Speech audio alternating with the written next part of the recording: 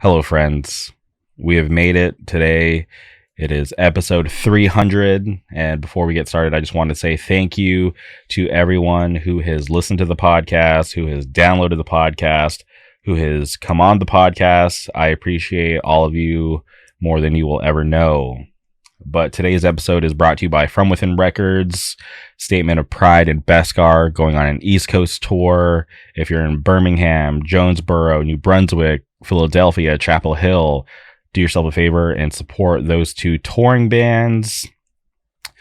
Jake, Dylan, and Carter just started a new podcast titled the From Within Records Podcast. Drops every other Sunday. There are 3 episodes out now. Do yourself a favor and go subscribe to their podcast. Their chemistry is awesome, and it is a fun listen. March 26th, at the First Unitarian Church in Philly, From Within Records Showcase. And I guess I have a bit of news. If you listen to my other podcast with my good buddy Josh from Florida, the Give Blood podcast, I mentioned on the live stream that I'm doing another collab shirt. I know a lot of you are excited, or excuse me, we're excited about all the collab tees that went down at FYA 8. We are doing one for the showcase. We teamed up with our good friends in Beskar. We have an awesome design. It was put together by Chris Wilson. You might know him from Ikulu or Cash Only Records. I'm so excited to show that to everybody. Just check my Instagram story. I will be posting it when this episode goes live. So shout out to Chris Wilson. Thank you, Beskar. But the From Within Records Showcase, Eco Strike, the final show, Payback, It Is What It Is, record release, Magnitude, Shackled, Simulacra, Worn, Seed of Pain, Burning Strong, Almighty Watching, Beskar, and Off the Tracks. If you haven't yet, please go grab a ticket before it's too late. And if you're not following From Within Records on social media, please go boot up your Twitter, your Instagram, click that follow button and stay up to date on all the current news. And like I always say, please support From Within Records because they support us. If you're looking for high quality merch for your band, for your business, please hit up my friends over at Good Fortune Printing. You can find them on Instagram at Good Fortune Printing, or you can email them contact@goodfortuneprinting.com. They're out of Wilkes-Barre, Pennsylvania. I really enjoyed working with them. For FYA, they printed all my collab tees. They're doing the collab tee with Beskar for the From Within Records Showcase. So I love the quality and attention to detail that they put into the work. Very easy to work with. So please go support Good Fortune Printing out of Wilkes-Barre, Pennsylvania. And before we get into today's guest, I just want to talk about my experience. I went and saw Twice for the first time, and it was a life-changing moment, and I wholeheartedly mean that. It was a little strange for me at first because I have only been to like one big concert, and it was like a work event, so like it wasn't even like I was like super jazzed to be there. It was just like, oh cool, I guess we'll go check out this artist that we're working with. Cool, that's awesome. I've been to Coachella, but at the same time, that's like I was there with my buddy Nate. Shout out to Nate. And it's just a different experience. So this time going to see Twice, I'm actually just there. I bought a ticket. I bought a very expensive ticket. I was front row, and it was kind of surreal because you got to think I got into K-pop at like the beginning of the pandemic when things shut down. I had just moved into a new spot in Anaheim, and just circumstance. I just was, nobody was really going out. Nobody was doing anything. So I just developed this new hobby. I was on YouTube, and I had known Twice because they're so huge. For anybody who is even familiar with K-pop, like the name Twice. So I just started watching everything on YouTube that was available at the time, and I just grew into this big JYP fan. That's the entertainment company that Twice is signed to. And just over time, I learned all the songs and just became a super fan, buying every album. I have a huge Twice collection. I honestly am missing very little from it. I'll have to show it to everyone one day. But I've spent hours watching so many stage performances and hearing the songs. So when the opportunity came for them to come through on this North American tour. I was like, I have to go. There's no way I'm going to miss Twice again. So I ponied up, bought a ticket, and I'm so happy that I did. It was very interesting because obviously it's not.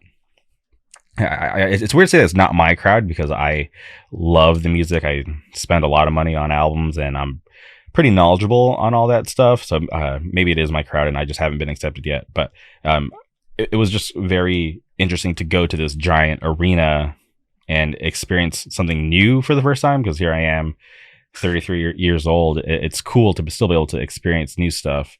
But I was just blown away. I was so happy with how they performed, the set list. It was just surreal, and I'm happy that I was finally able to catch them live. And I was kicking myself in the ass when I was driving home, thinking about why I didn't go to more dates of the tour. So next time Twice comes through, we're going to see them more than once, because it was just so good. I was riding this crazy high that I just couldn't really explain to anybody because nobody that I hang out with or talk to regularly likes Twice, and it's just hard to explain. But I've been watching, like I recorded so many sick videos that I haven't even posted. Like I posted a couple on my Instagram. You can go follow me at xjamiex. But there's just so many that I just haven't posted, and it was seriously one of the coolest nights. I have this hoodie. If you're watching the video over here on Spotify, oh, it's this way. I have this hoodie. I have a long sleeve, and I still can't get over how amazing that night was. But it was seriously something that I'm happy that I experienced. Makes me a bigger K-pop fan. I love K-pop. I got to go to the record store later to go check out some new albums. Shout out Stacy. They just dropped. Weekly drops next month. Cherry Bullet's coming back. It never ends. I love K-pop, and I hope all of you do too. Because when I was at the concert, and it's weird saying concerts, I don't go to concerts that often. I saw two hardcore kids. I saw some dude in a Have Heart shirt, which I'm like, okay, cool, repping that Boston hardcore. And I saw this dude in a Down to Nothing hoodie, which was like pretty interesting because it was a hoodie that I hadn't seen in a while. So I'm like, okay, this guy really likes Down to Nothing. This is sick. So I know there are people in the community. Shout out my buddy Jared, who I punished when I was in New Jersey about Twice.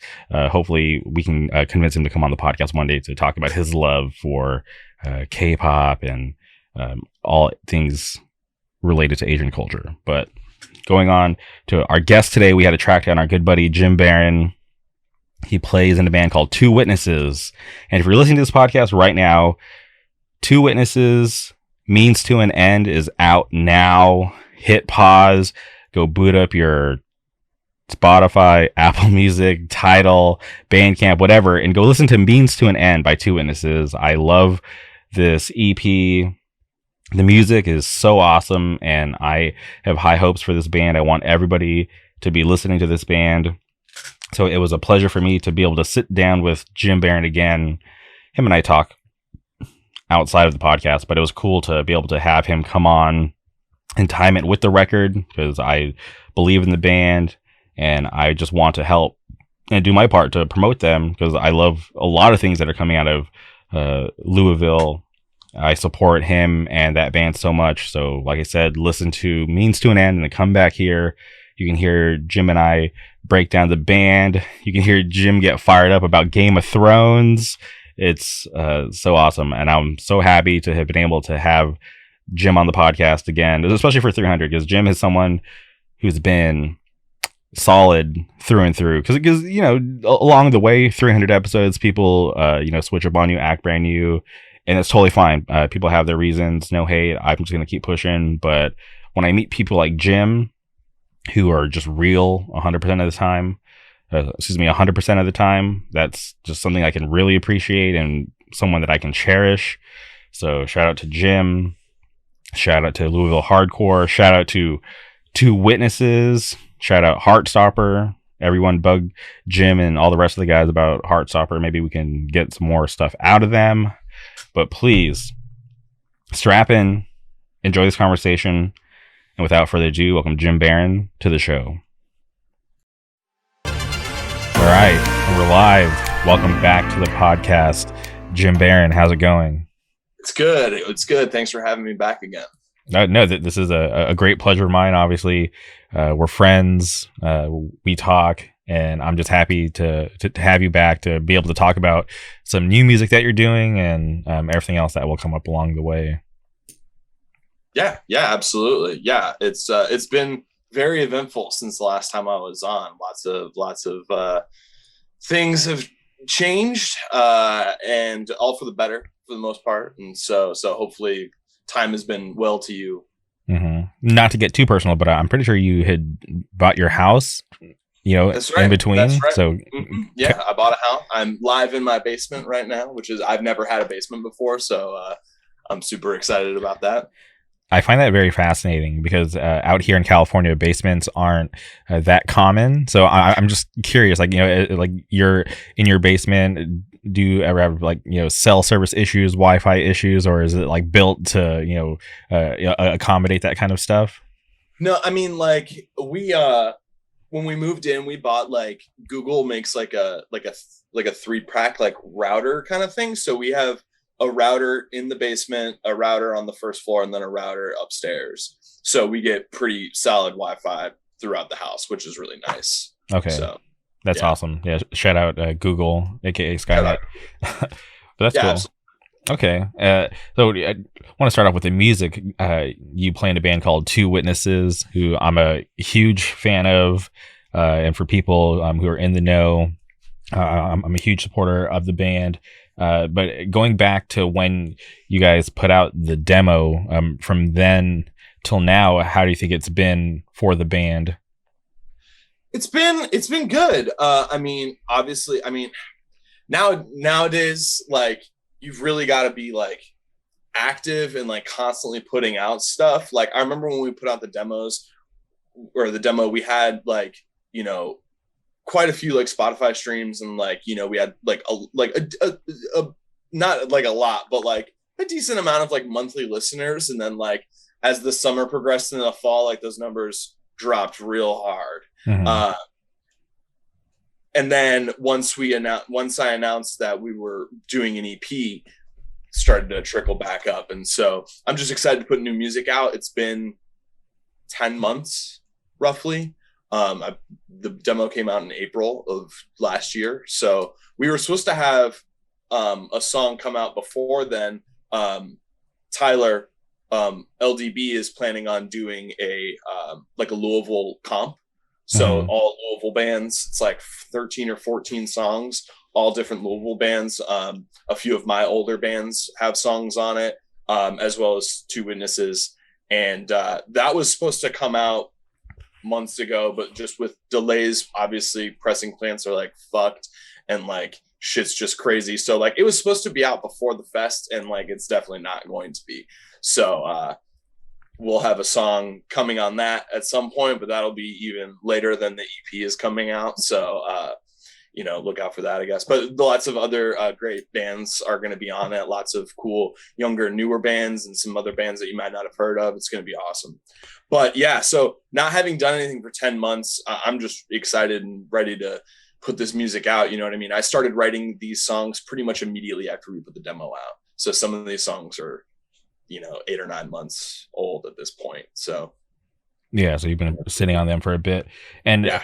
how do you space out your time, like creatively, when it comes to writing music? Because obviously you had these songs for almost a year, and then they're about to be released, so the general public is going to finally get to experience them for the first time. But as far as for you, the creator, do you are you going to be able to enjoy this nice break and just chill and let the songs be out there and be able to grow and bond with other people? Or are you just gonna be like, all right, cool, those are finally out of the way, not out of the way, but obviously they're finally out, I don't have to think about them that much anymore, to let me continue to write more? Or are you just gonna sit back and chill for a bit?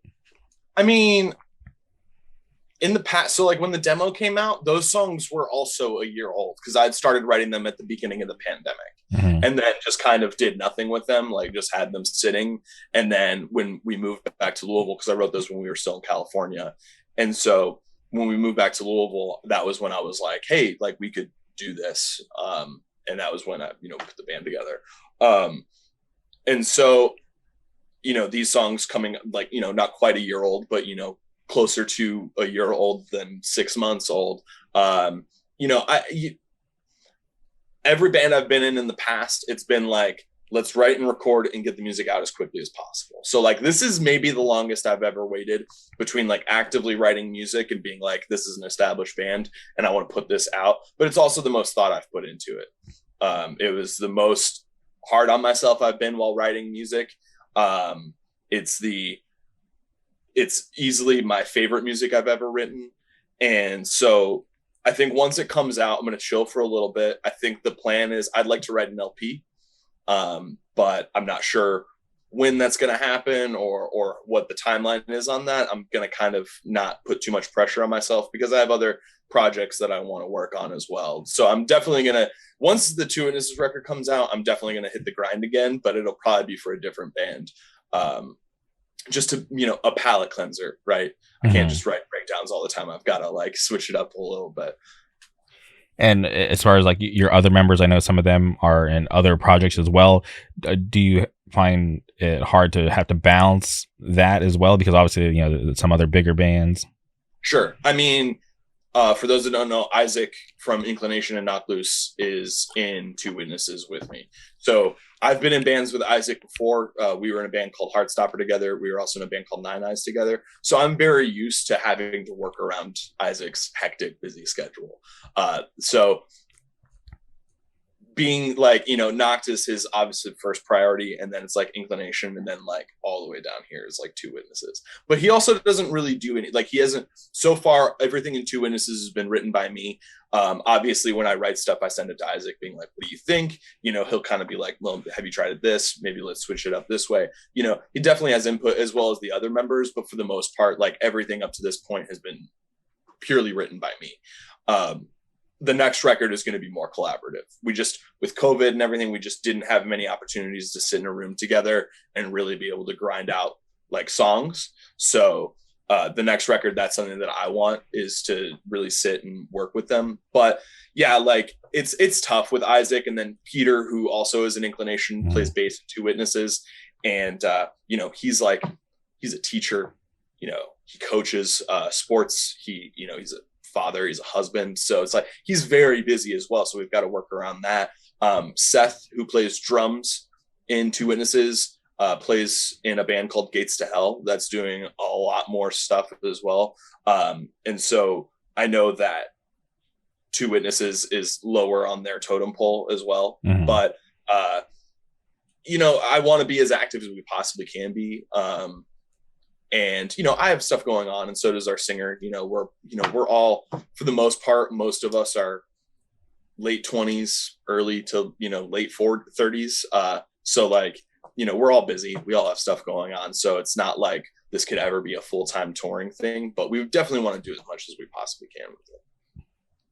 Totally. I get that. When I look at Two Witnesses, I was like, man, this is a band that I feel like will be like a little more rare just because everybody has so much going on, right? So sure. So for anybody who's listening, enjoy it and see them while they do stuff, because who knows when you guys will be super active. But I want to put a pause on Two Witnesses real quick. You mentioned Heartstopper. I have watched that LDB set. Was that 2019? 2020. That was right before the pandemic. 2020, excuse me.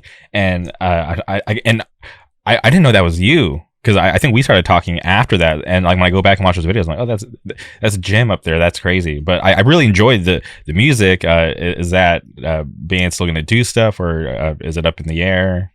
It's up in the air.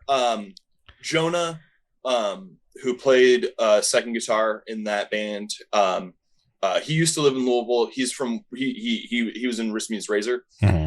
So he doesn't live here anymore. He's back, so like I don't think he'd want to do it.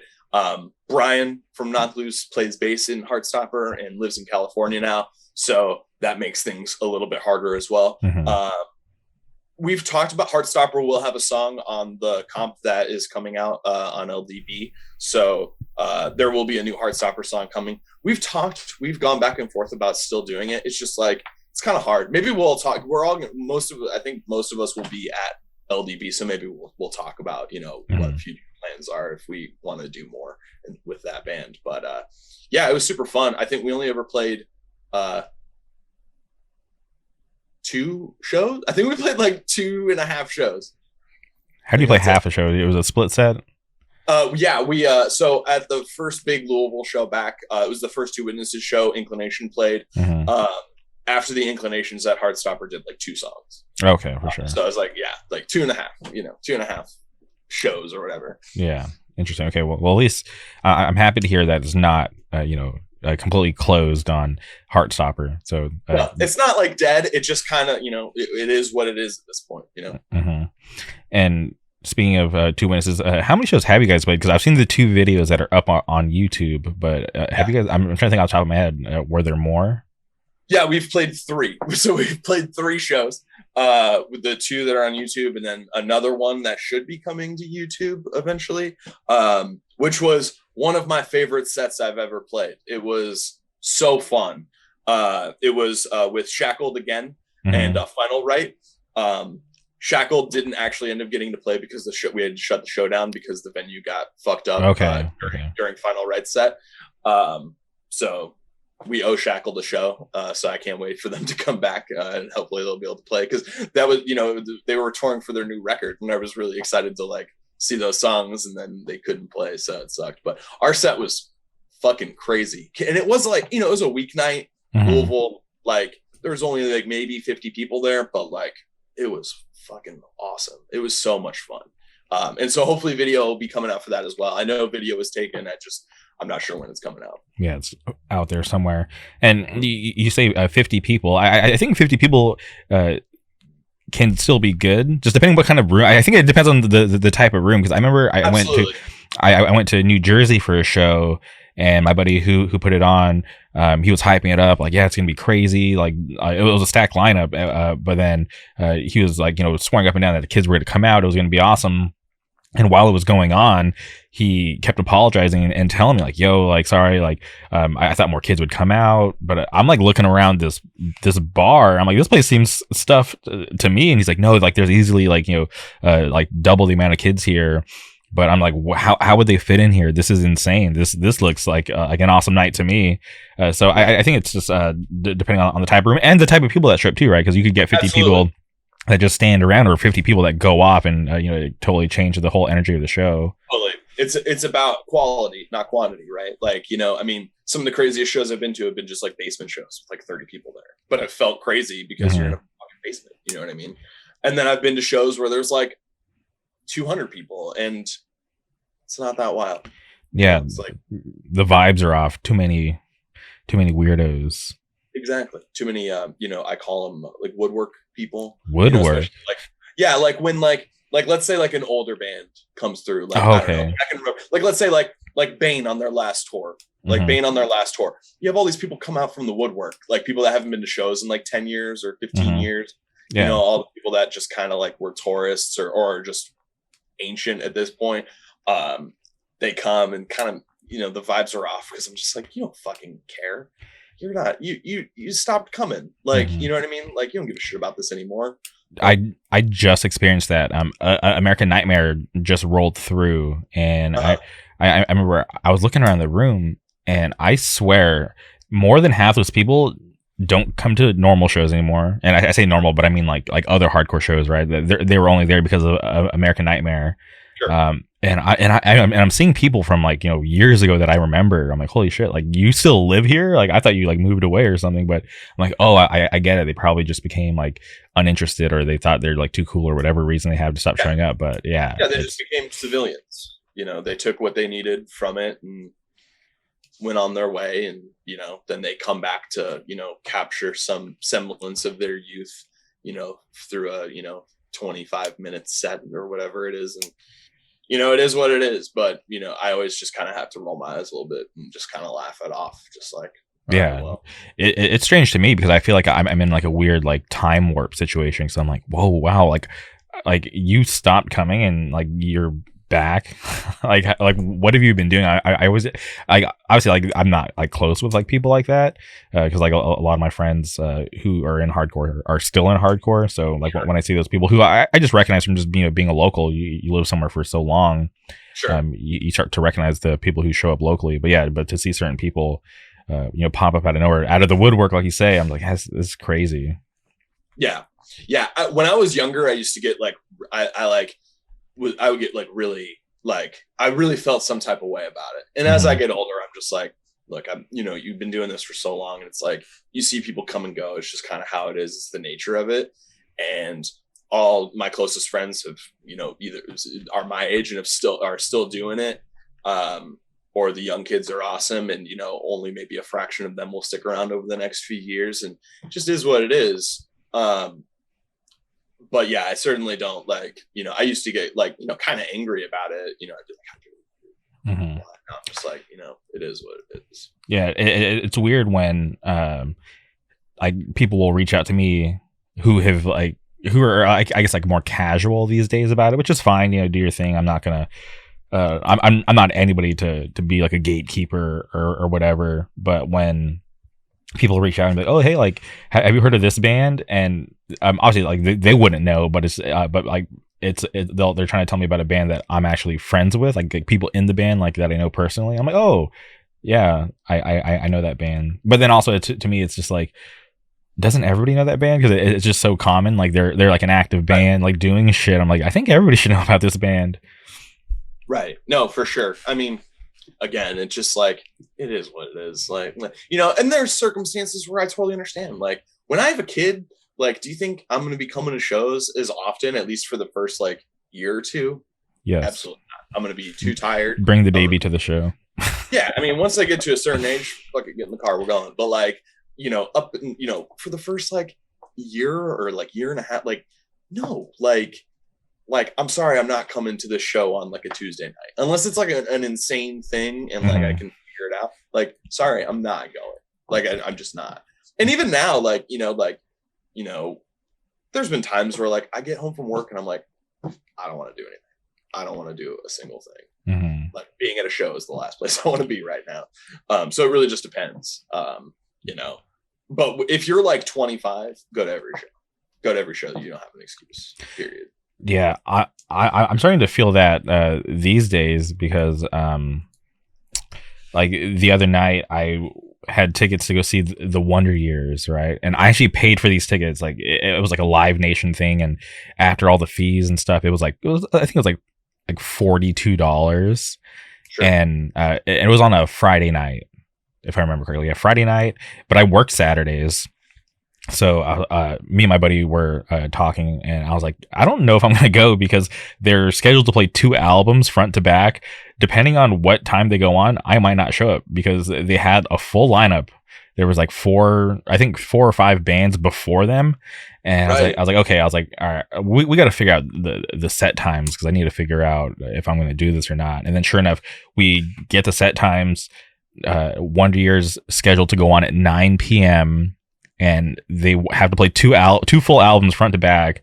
I have to be up for work at like 1 a.m. So I'm like, yeah, this isn't happening. And I tried to give away my ticket for free, but everybody that I knew that was going already had a ticket, and none of their friends needed tickets. So I just had this $42 ticket just sitting in my wallet. No, I have a similar story. Like, a few years ago, my wife bought me tickets for my birthday to go see the Get Up Kids.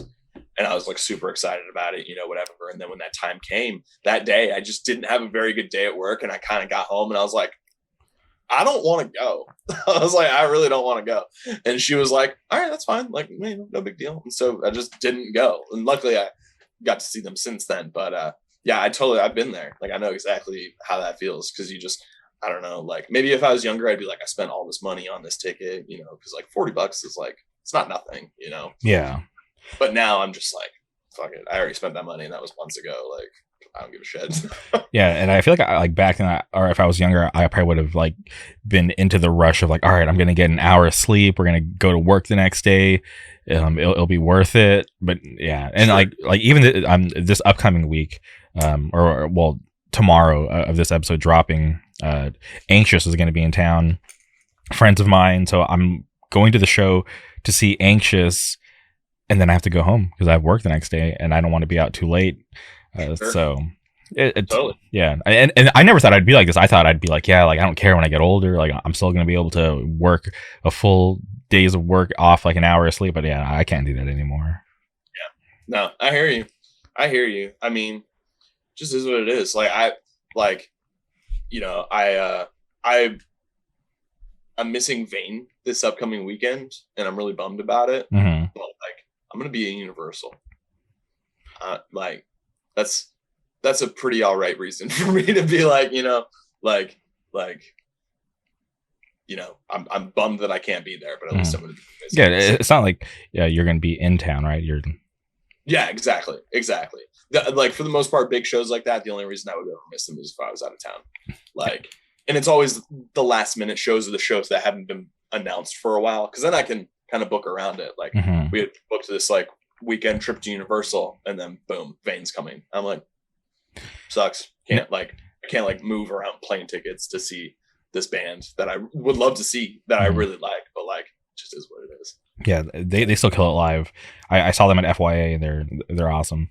Yeah, I haven't seen them in years at this point. I haven't, because they kind of lay dormant, maybe not dormant, but they just hadn't come through the Midwest for a while, and then the pandemic, and then, just is what it is. And so this is kind of my one shot, at least, on this. So hopefully I'll see them again soon.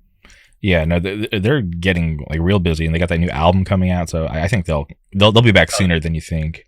That's what that's what I'm kind of thinking. Like, it is what it is. Like, I feel bad for missing it, but the show's gonna do well. Like, it's gonna do well. Plus, like, other good bands are playing. Like Karma from Chicago is playing that show. Great band.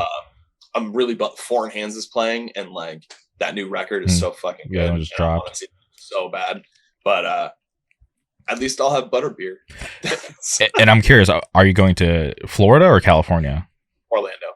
Okay, and like, I'm not like a big Universal head, but I've been to both, and the Florida one's way better, if I'm being honest.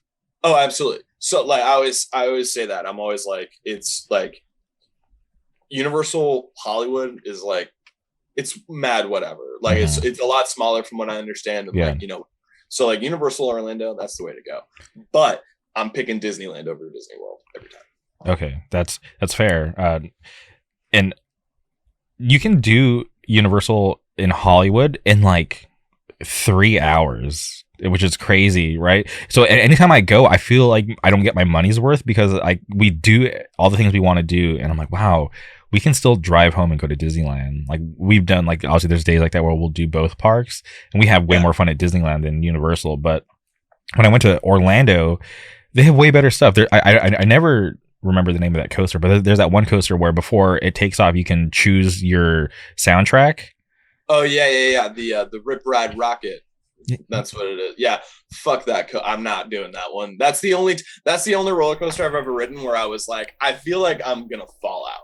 Oh, because that incline is like vertical, and like I just was like, this restraint, because it's one of those that just comes like over your waist, and I was like, I feel like I'm gonna fall out. I did not like that sensation at all. Plus, the soundtrack thing wasn't working when we did it, so like, I had to listen to like whatever fucking bullshit they were playing. So yeah, I thought that was really cool, because I'm like, oh, we can have like our own like personalized like experience. And then somebody was talking about like secret menus with like new metal songs that I never got to check out. So maybe that's a thing or not.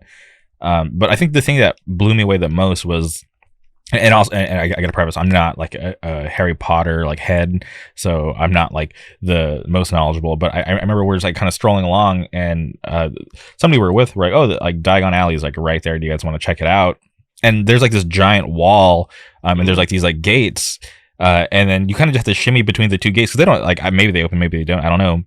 Right. But we went in between the two gates, and then like there it is, like, the whole Diagon Alley, and I'm like, are you kidding me? Like, if I didn't know, I would have just walked by this and didn't even like know that this was here. So like once we kind of shimmied through and saw that, I'm like, this is crazy. But the one thing that like really tripped me out was there's like this one section. It was like really dark, and I'm like, why the fuck is it so dark back here? And somebody was like trying to explain to me that it's like some shopping place in the books where like this is how it's supposed to be. It's supposed to be like really dark and kind of creepy. And I'm like, oh, like the detail here is insane. It's unreal. Like, most theme parks do not like pay as like attention to detail like Disney does, but Wizarding World is fucking like up there. Like, it is like to a T. Like you said, even if you don't really like Harry Potter, it's like you can't be in there and be like, this is lame. Like, no, it's awesome. Like, it's so cool. And what I like about Universal more than Disney is they offer an express unlimited pass where it's like fast passes, but it's for every ride whenever you want all day long. So That's imagine crazy. if every time you went to Disney, you could go into the fast pass lane for every single ride every time you did it. That's what it is at Universal, and it's awesome. And I mean, it's a little bit expensive, but it's worth every penny because like we did it last time, and I don't think I waited more than 5 minutes to get on any ride. So you've been on the newer Hagrid coaster? No, not yet. So none of that was there last time we were there. So I'm excited to do that one, and they have a few other new rides. I think that I'm excited to check out. They have like I think there's a new like Jurassic Park like roller coaster that looks pretty cool. Well, I stand by saying that Hagrid coaster is the best ride in a theme park that I've been on. Better than Rise of the Resistance, the new Star Wars ride. No, I haven't. We're talking about going to Disney in like May or June because we haven't been since like 2019, I want to say. So like I haven't been to like Galaxy's Edge. Like I haven't been to like any of the new like Marvel or Star Wars stuff that they've done like at all. So it's all going to be new to me. Okay. Marvel stuff, super whack. And this is coming from somebody who loves Marvel. It's a cool idea. I love that there's a presence there, but I feel like with the technology and some of the stuff that like Disney World's getting, like Disney, like Epcot's getting like an original Guardians of the Galaxy roller coaster. And I'm like, man, why can't we get something cool like that? And there's talks of like adding some like I think like one or two more attractions to the Avengers campus, but for what we have now, it sucks if I'm being honest. Star Wars Galaxy's Edge is better than Avengers Campus, and I like. Oh, I believe that 100%. Yeah. Like, yeah, I haven't done any of that, so I just want to I want to see it all, even if it's I just want to. Yeah.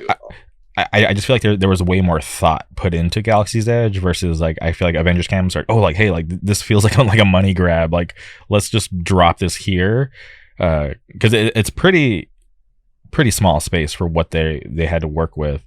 And there were talks of like like having like an expansion to like some of like the employee stuff or like backstage or whatever, but I don't know. I try like I'm so jaded when it comes to Disney these days because you're talking about the fast pass and stuff that doesn't even exist anymore.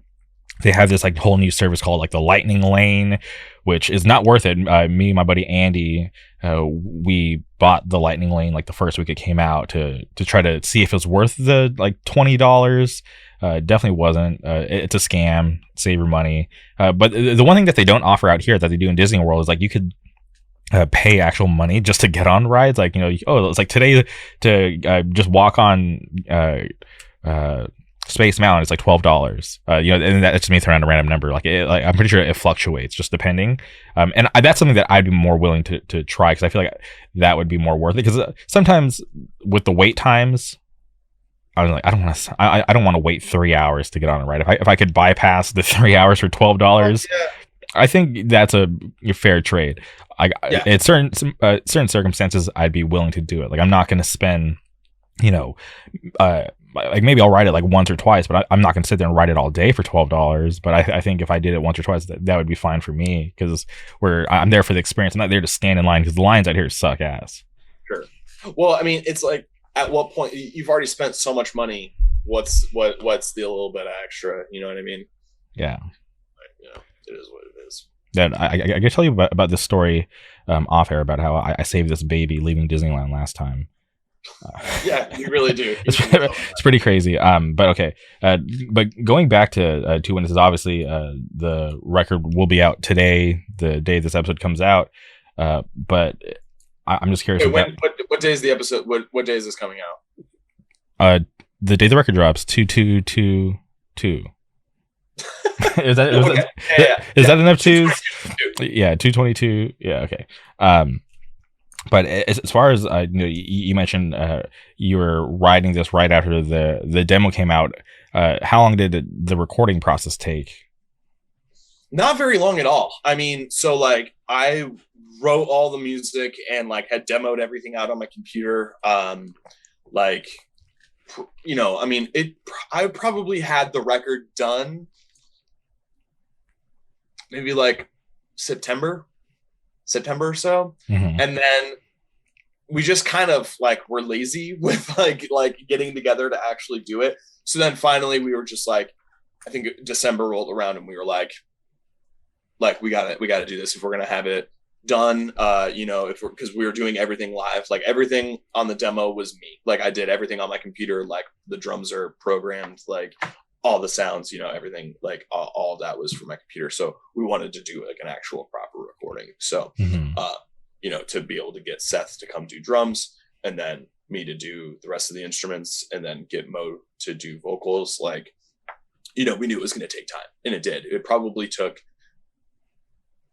like three weeks or so to probably get everything done, because it was like we did drums in a day, and then the next week we did all the guitars and bass and everything, and then the next week over the course of a couple of days we did vocals.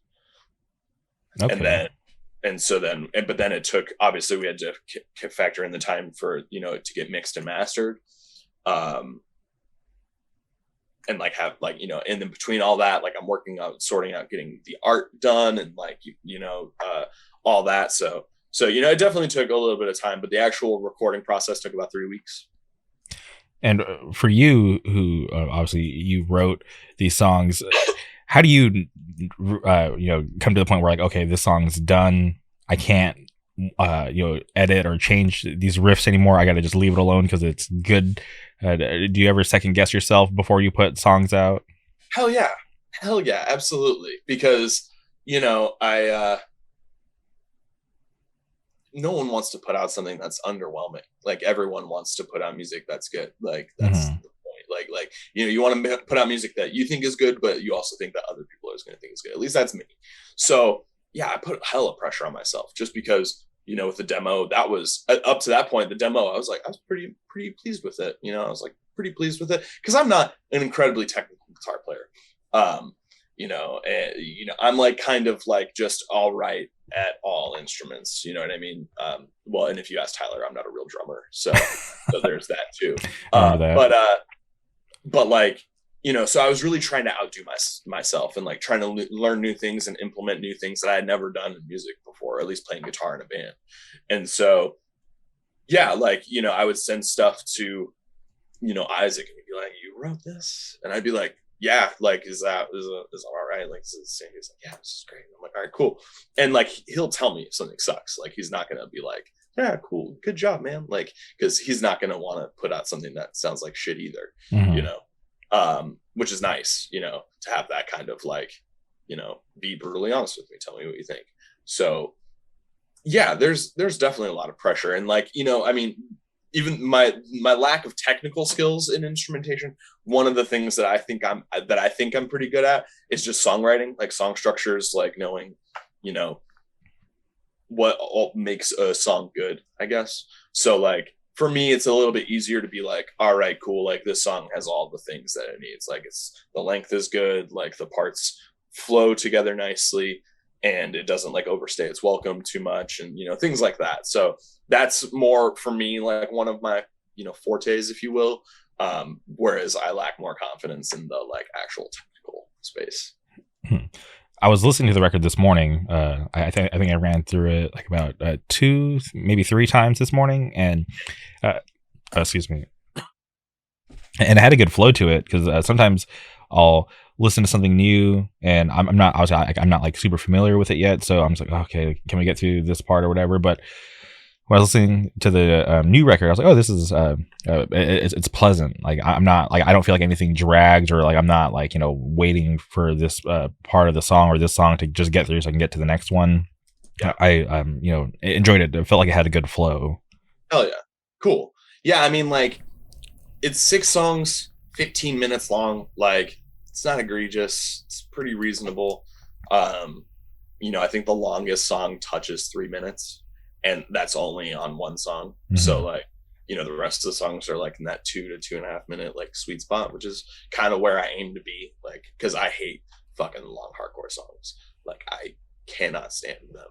Like listening to a lot of bands from the 90s where they have like 4 minute, 5 minute long songs where and there's not enough to justify it being that long. Like, oh, there's tons of different parts. Like, no, they just play the same parts over and over and over, and it becomes just monotonous to listen to. I can't fucking do it. I can't fucking do it. Like I always tell like the Inclination guys, because like, you know, we'll get to talking about music, and like I know that they love like One King Down, and I like One King Down, but I prefer their later material. But like the earlier stuff, the like super hype, like all the 90s, like, you know, all the straight edge kids like love the early like More Hate Than Fear and like all that. Like Bloodlust Revenge, that's that record. Like More Hate Than Fear is fun for like the first 2 minutes, and then like there's another like 3 minutes after it, and it's all the same shit, and I just can't fucking do it. So I'll listen to like the first 2 minutes, and then I just go move on to the next one, because I get what I need from that, but I can't do it anymore.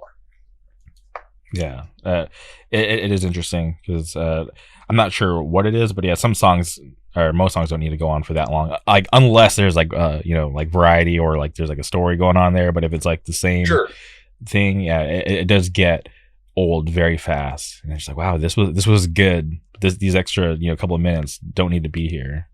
Right.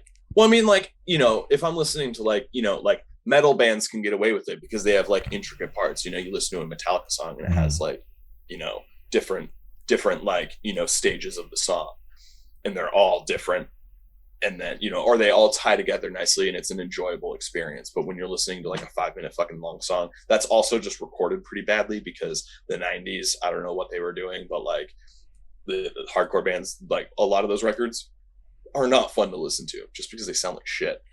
And I don't even need like an overproduced record, but like I need the bass to not just like sound like tinny and like whatever. Like, I don't know, I don't mean to get all audiophile on it, but like there's just little things like that where I can't fucking do it. I can't fucking do it. And I'm tired of pretending like it sounds good, or that it's great. So I don't know. No, I appreciate the audiophile coming out in you, because I didn't even know you had that. But I get curious too, because sometimes like I'll listen to bands, and I'm just like, why do your recordings suck?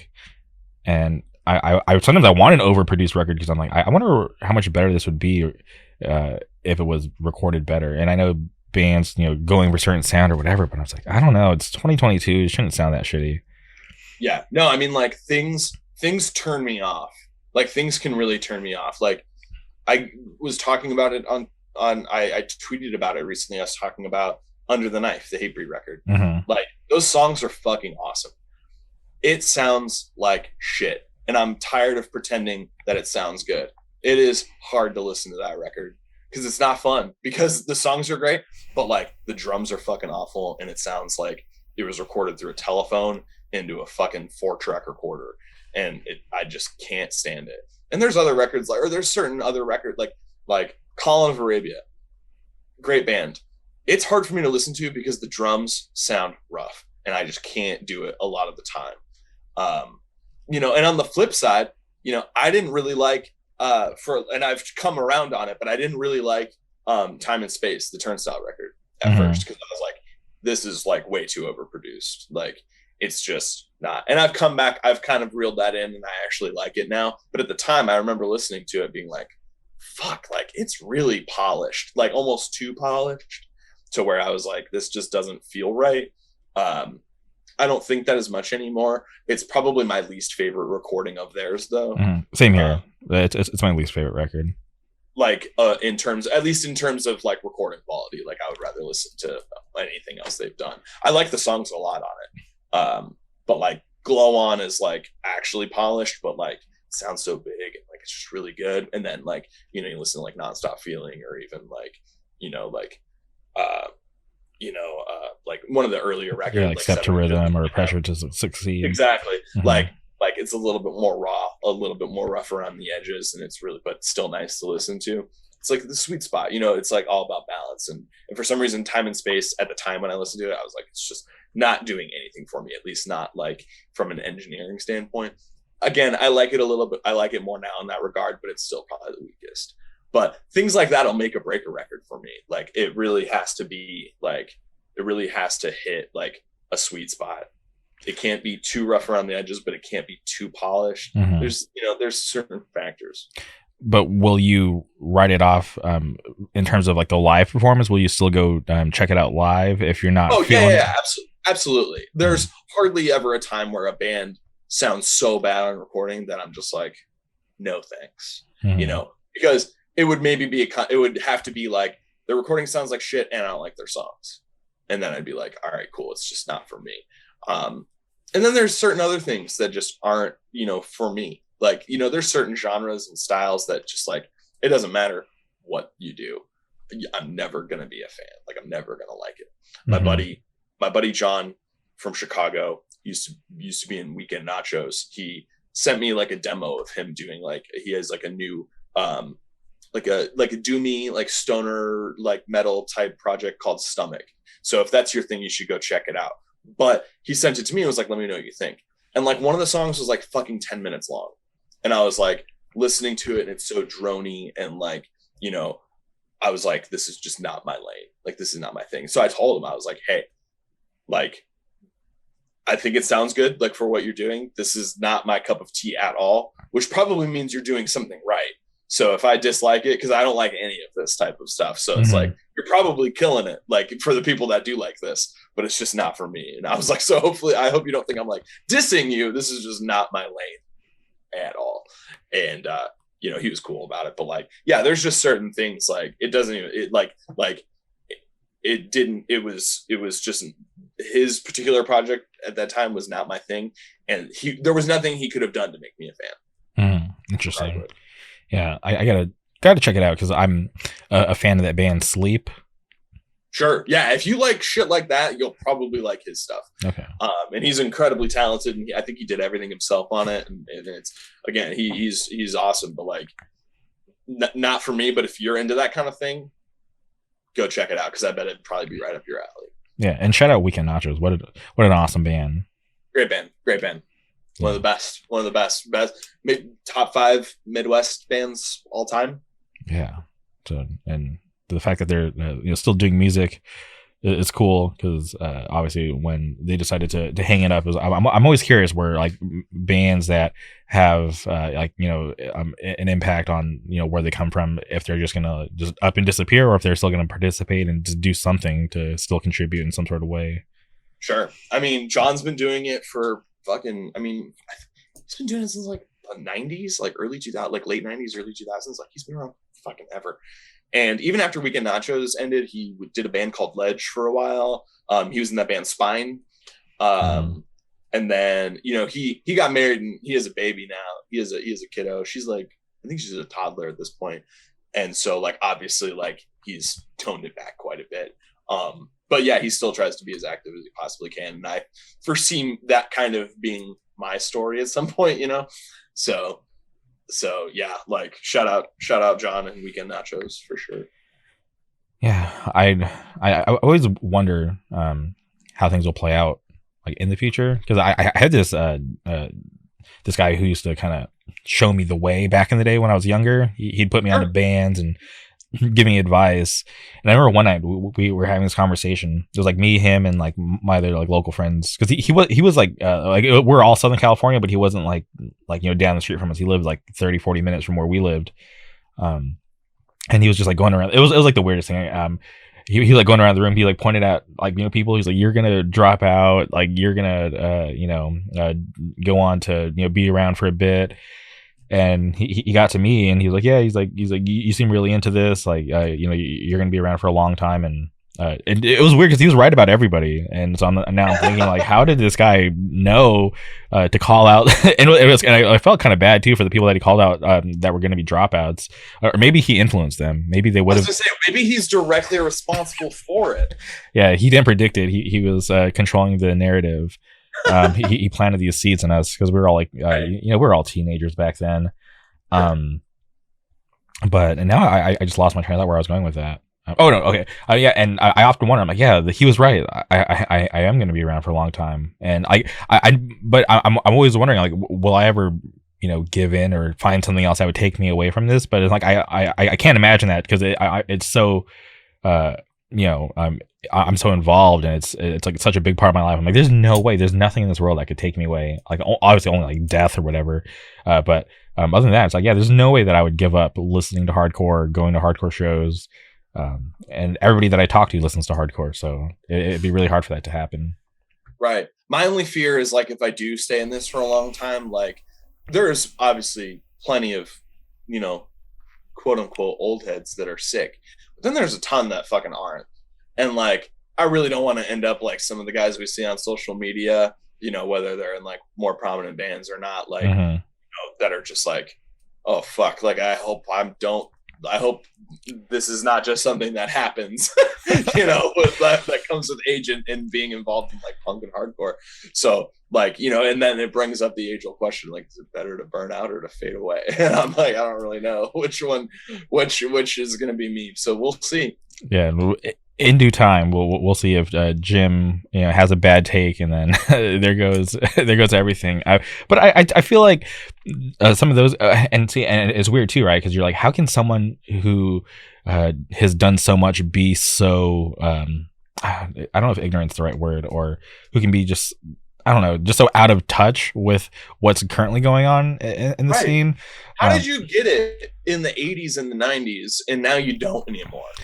Like nothing has really changed that much. Mm-hmm. So like, how are you so different? And yet you're still involved in like trying to do music and stuff like that, and like playing shows and like, you know, doing all this. Like, where did it go wrong? Like, what changed in you to now that you like totally don't believe in, or it just, it's so strange to me. I just don't understand it, and I don't know that I ever will. Yeah, but also I'm like, I obviously I do have social media. I have Instagram, I have Twitter, but I'm not out here trying to like change the world, if that makes sense. Like I'll post. I feel like I'm posting just more about like the fun shit that I do. Obviously, I'll speak up about certain things, but yeah, I don't know if I'll ever become that blind to what's really going on, because I'm you know, I'm out here. I'm talking to new bands. I'm trying to put on for new bands. I'm talking to like the more established bands. So like, I don't know how that happens. Like maybe their like ambitions changed, or maybe, or I just like, honestly, I feel like what they did in the past is kind of like their identity, and like that's all they have. So I don't know. It is really strange. I hope to never do that. But right, no one wants that, you know. Yeah, but also at the same time, if I do say something stupid, please call me out. Like, you know, accountability. Exactly. Strange times, but okay. But going back to the record, you and I have talked about this privately, but I am curious if you can speak about it publicly. The date for the record release. Yeah, I mean, like, what, like, are you asking if there was like something behind it? Yeah, like, because obviously like, it could have been any other day, but Sure. Is it because of? No, it was. I wanted it to, since we were coming down to the wire so much with like, you know, when's it going to be done, being mixed and mastered, like, etc. Plus, you know, like Inclination put out 2 songs last week. Great songs. And so yeah, great songs. You know, obviously it's awesome. That music video is fucking awesome. Like, it turned out so good. And like, I never thought that I would see Tyler Short in a fucking music video in my entire life. So really sick. But obviously I didn't want to like, not that in any possible world would we ever steal thunder from Inclination, but like still didn't want, especially since we share members, I didn't want them to be like having to like double post shit. You know what I mean? And initially we were gonna drop the record on a Friday, and I was like, I don't think a Friday record is gonna do well, because that's when so much new music comes out. Like, it's just like, I don't want to get like lost in the shuffle. And then I was like, oh well, we'll do it Monday the 21st. And then I was like, man, Monday seems tough too, because like it's right after the weekend, like everyone's gonna be working, or you know, whatever, and like they don't want to fucking check out a new record. And then I was like, all right, we'll do it Tuesday, because you know, now it'll be out like 3 weeks before the fest. Give plenty of people a chance to check it out. Hopefully check it out before we play. And because we're going to be playing like a good chunk of the new songs from it when we play LEB. And yeah, it just kind of ended up working out. And then I was like, oh, it's 2/22/22. And then someone was like, oh, Donda 2's dropping that day. And I was like, cool. All right. Well, and since then it looks like it's not going to come out on streaming. It's only going to come out. You got to go to STEM. You got to go to STEM. So, yeah, so the win for us for sure. But you can't forget about Smirk. Lil Durk's dropping that day too. So good thing Kanye's on STEM, so he's not a factor. So now it's just Two Witnesses versus Lil Durk. Gee, I wonder who will do better. I'm putting all my money on Two Witnesses. There's no way that Lil Durk record is going to be better than Means to an End. Guaranteed. It's for sure gonna be better. I'm sure.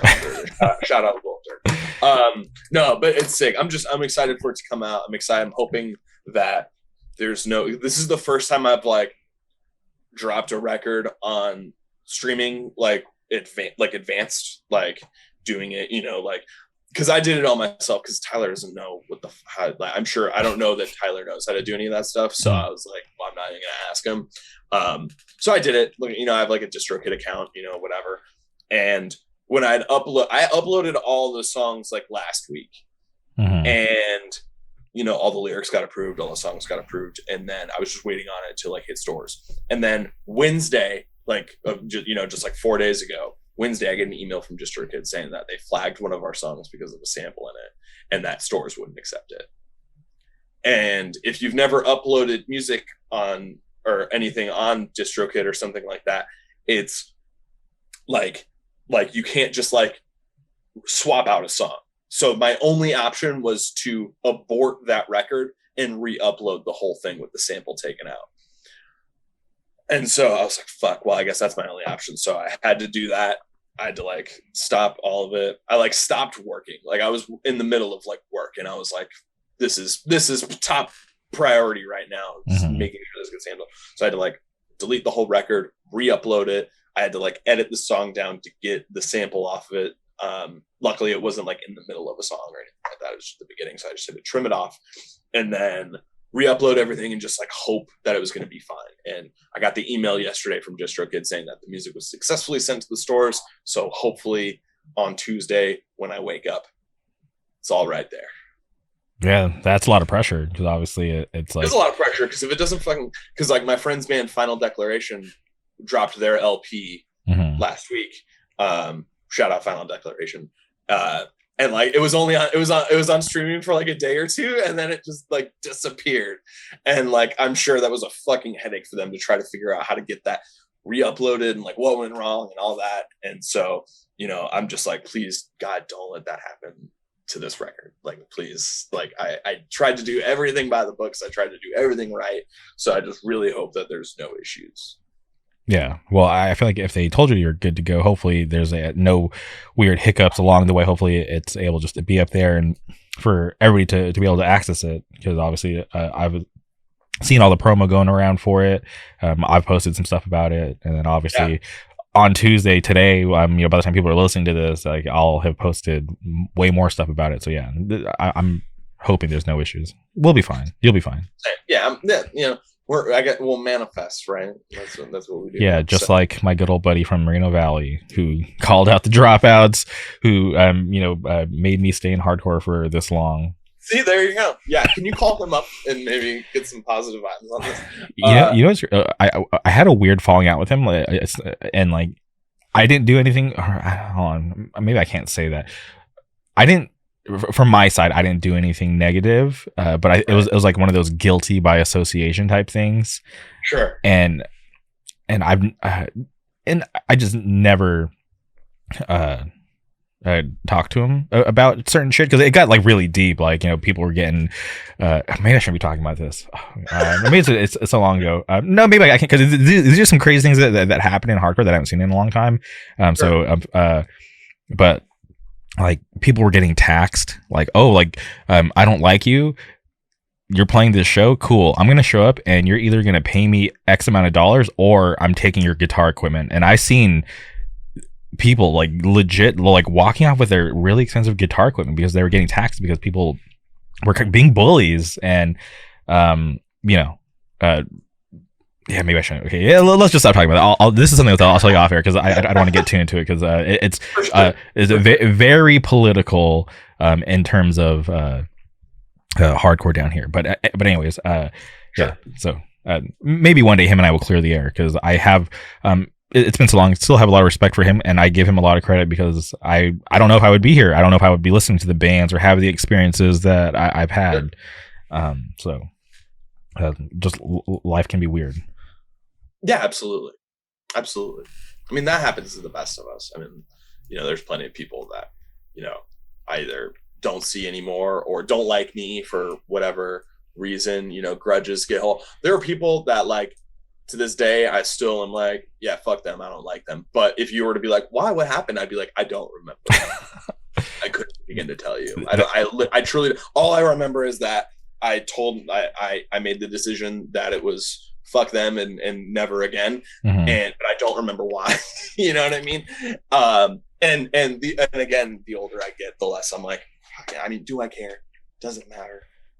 Like unless there's like a real good reason that like has stuck with me for a long time, like who gives a shit? Like, see, that's funny because I thought it was the other way around. I thought it was people not liking you because the interaction that we've had. People don't like me. I mean, there's nothing I can do to help you. Like, I'm not going to be everybody's cup of tea. I like to be liked. I like to, I definitely don't go out seeking, like hoping that people will find me abrasive or not like me. I don't think anyone wants that. But at some point I have to accept that, like if you don't like me because of just who I am or like, certain things I do, like unless you have an actual point that they're like toxic and like bad, like I can't just like stop doing me. Like, you know what I mean? Like at what point do I go, this is just kind of who I am at the end of the day. And so if you don't like that, that's fine. But like, I'm not going to like change that part of myself for you just because you don't really care for it that much. Much respect. I always get sad when I meet people who just aren't comfortable in their own skin. And I get that it can be hard, but I always express like, don't you want people to like you for you? It's not like that's the way that I like to live. Well, and I think when I was younger, I was probably more self-conscious about that kind of stuff. And the older I get, just like fuck it. Like you just realize that half the shit that mattered when you were in your 20s doesn't fucking matter at all. Like, you know what I mean? Like, I have a lot of friends, but at the end of the day, like there are like a handful of people that I actively try to see or hang out with. Obviously there's my family as well. And, you just have a bigger shit to do. Like, at one point, hardcore was everything. And it still pretty much is. I owe everything in my life, as corny as it is. Like, I met my wife through hardcore, all my closest friends through hardcore. Like, it's literally been the only constant in my life for over half my life at this point. But there's also more to life than just that. I have a career and, I a family and, other things that I enjoy doing as well. But like when I was 21, like I didn't give a fucking shit about anything else but hardcore, period. So, things just change with time. It just is what it is. Like anyone who thinks that they're going to be the same in their 30s as they were in their like early, to mid 20s, fuck it. If you are, you might be doing something wrong.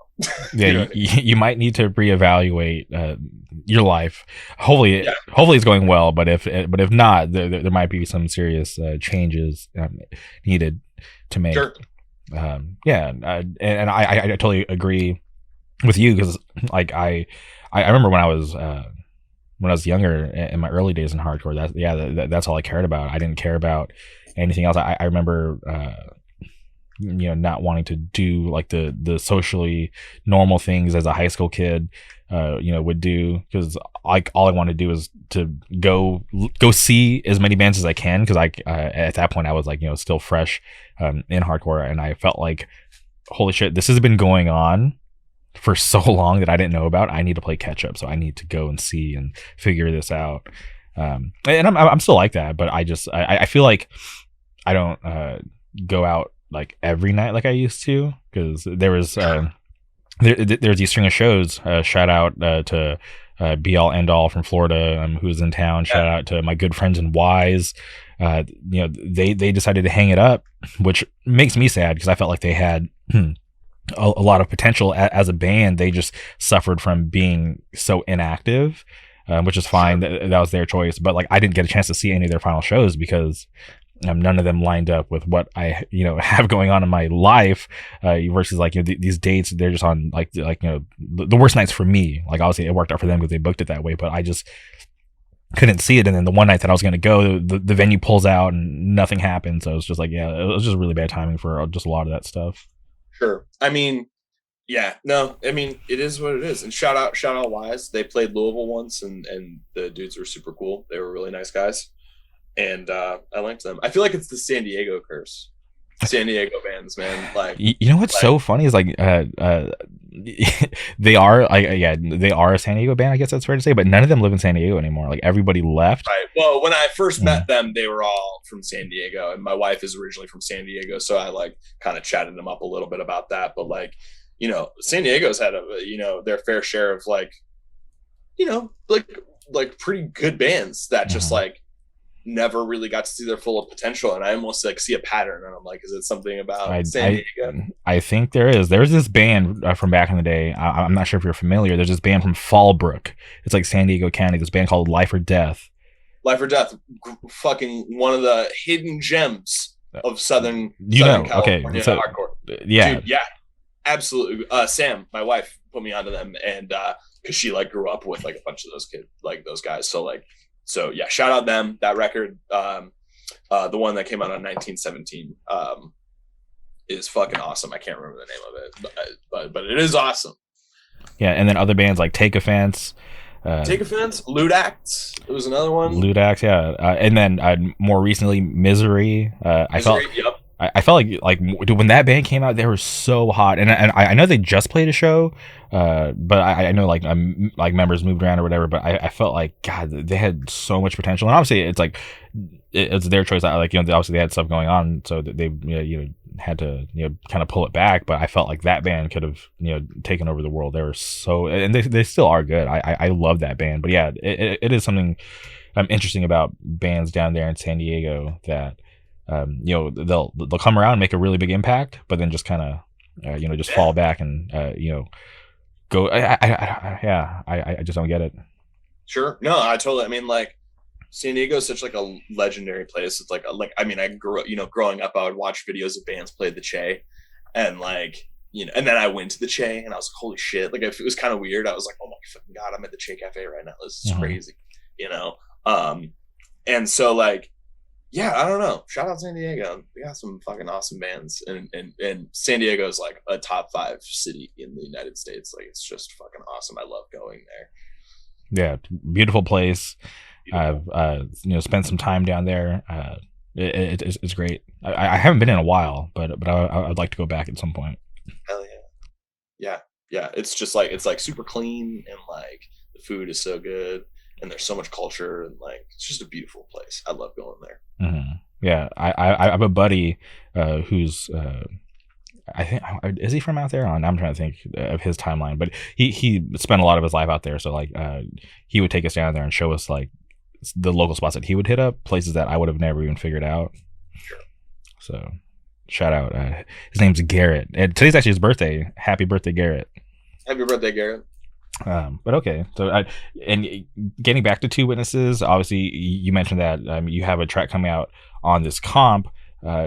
Was there ever any like last minute plans to maybe just try to get something out before the record is out, or were you guys like, all right, it's too close, we're just gonna let it rock, full album? Yeah, I mean, like in a perfect world, like it would have been cool to have like a single come out or like something, or like we had talked about maybe doing a music video or things like that. But it was just too much. Like we just, we didn't. I didn't plan it well enough to pull off anything like that. Plus, like doing a single and stuff like that. Like it's more like it would have been cool if like one of those like an online publication like had put it out for us or something like that. But like I don't even know how to go about making something like that happen. Like I have zero connections in that world whatsoever. Like it's cool the bands like are able to get check out the new single from this band's new record, like that's awesome. I have no idea how to make that happen whatsoever. So it was like we could have done something like that maybe if we had more time, but I was just like, fuck it, dropping the whole record. But this is even different than what I used to do, because like I would drop a record like day of, like no promo, like here's a new record, listen to it. So this is the first time I've been like, here's a new record, it's coming out on this day, like in the future. So like this is even like a new thing for me. Okay, well, and gradually you can work into all that other stuff. Exactly. For the full length, there could be the music video, the premiere on dreamerk.com, whatever you want. Yeah, exactly. Yeah, that's the plan. That's the plan. So, first I got to write an LP, figure out who's going to do it, all that shit. But that's something to worry about later down the road. For now, I'm just going to enjoy that this record is done, that it's going to come out with good timing. I'm super excited for the fest, for LDB. I think after LDB, I'll breathe a little bit more, like, because I'll just like be able to like chill and focus. Mm-hmm. And okay, so the EP is coming out on LDB Records, which is awesome. Right. I think that is super cool, because I obviously love Tyler. I love the label and the bands that they put out. So I'm just like, oh, cool.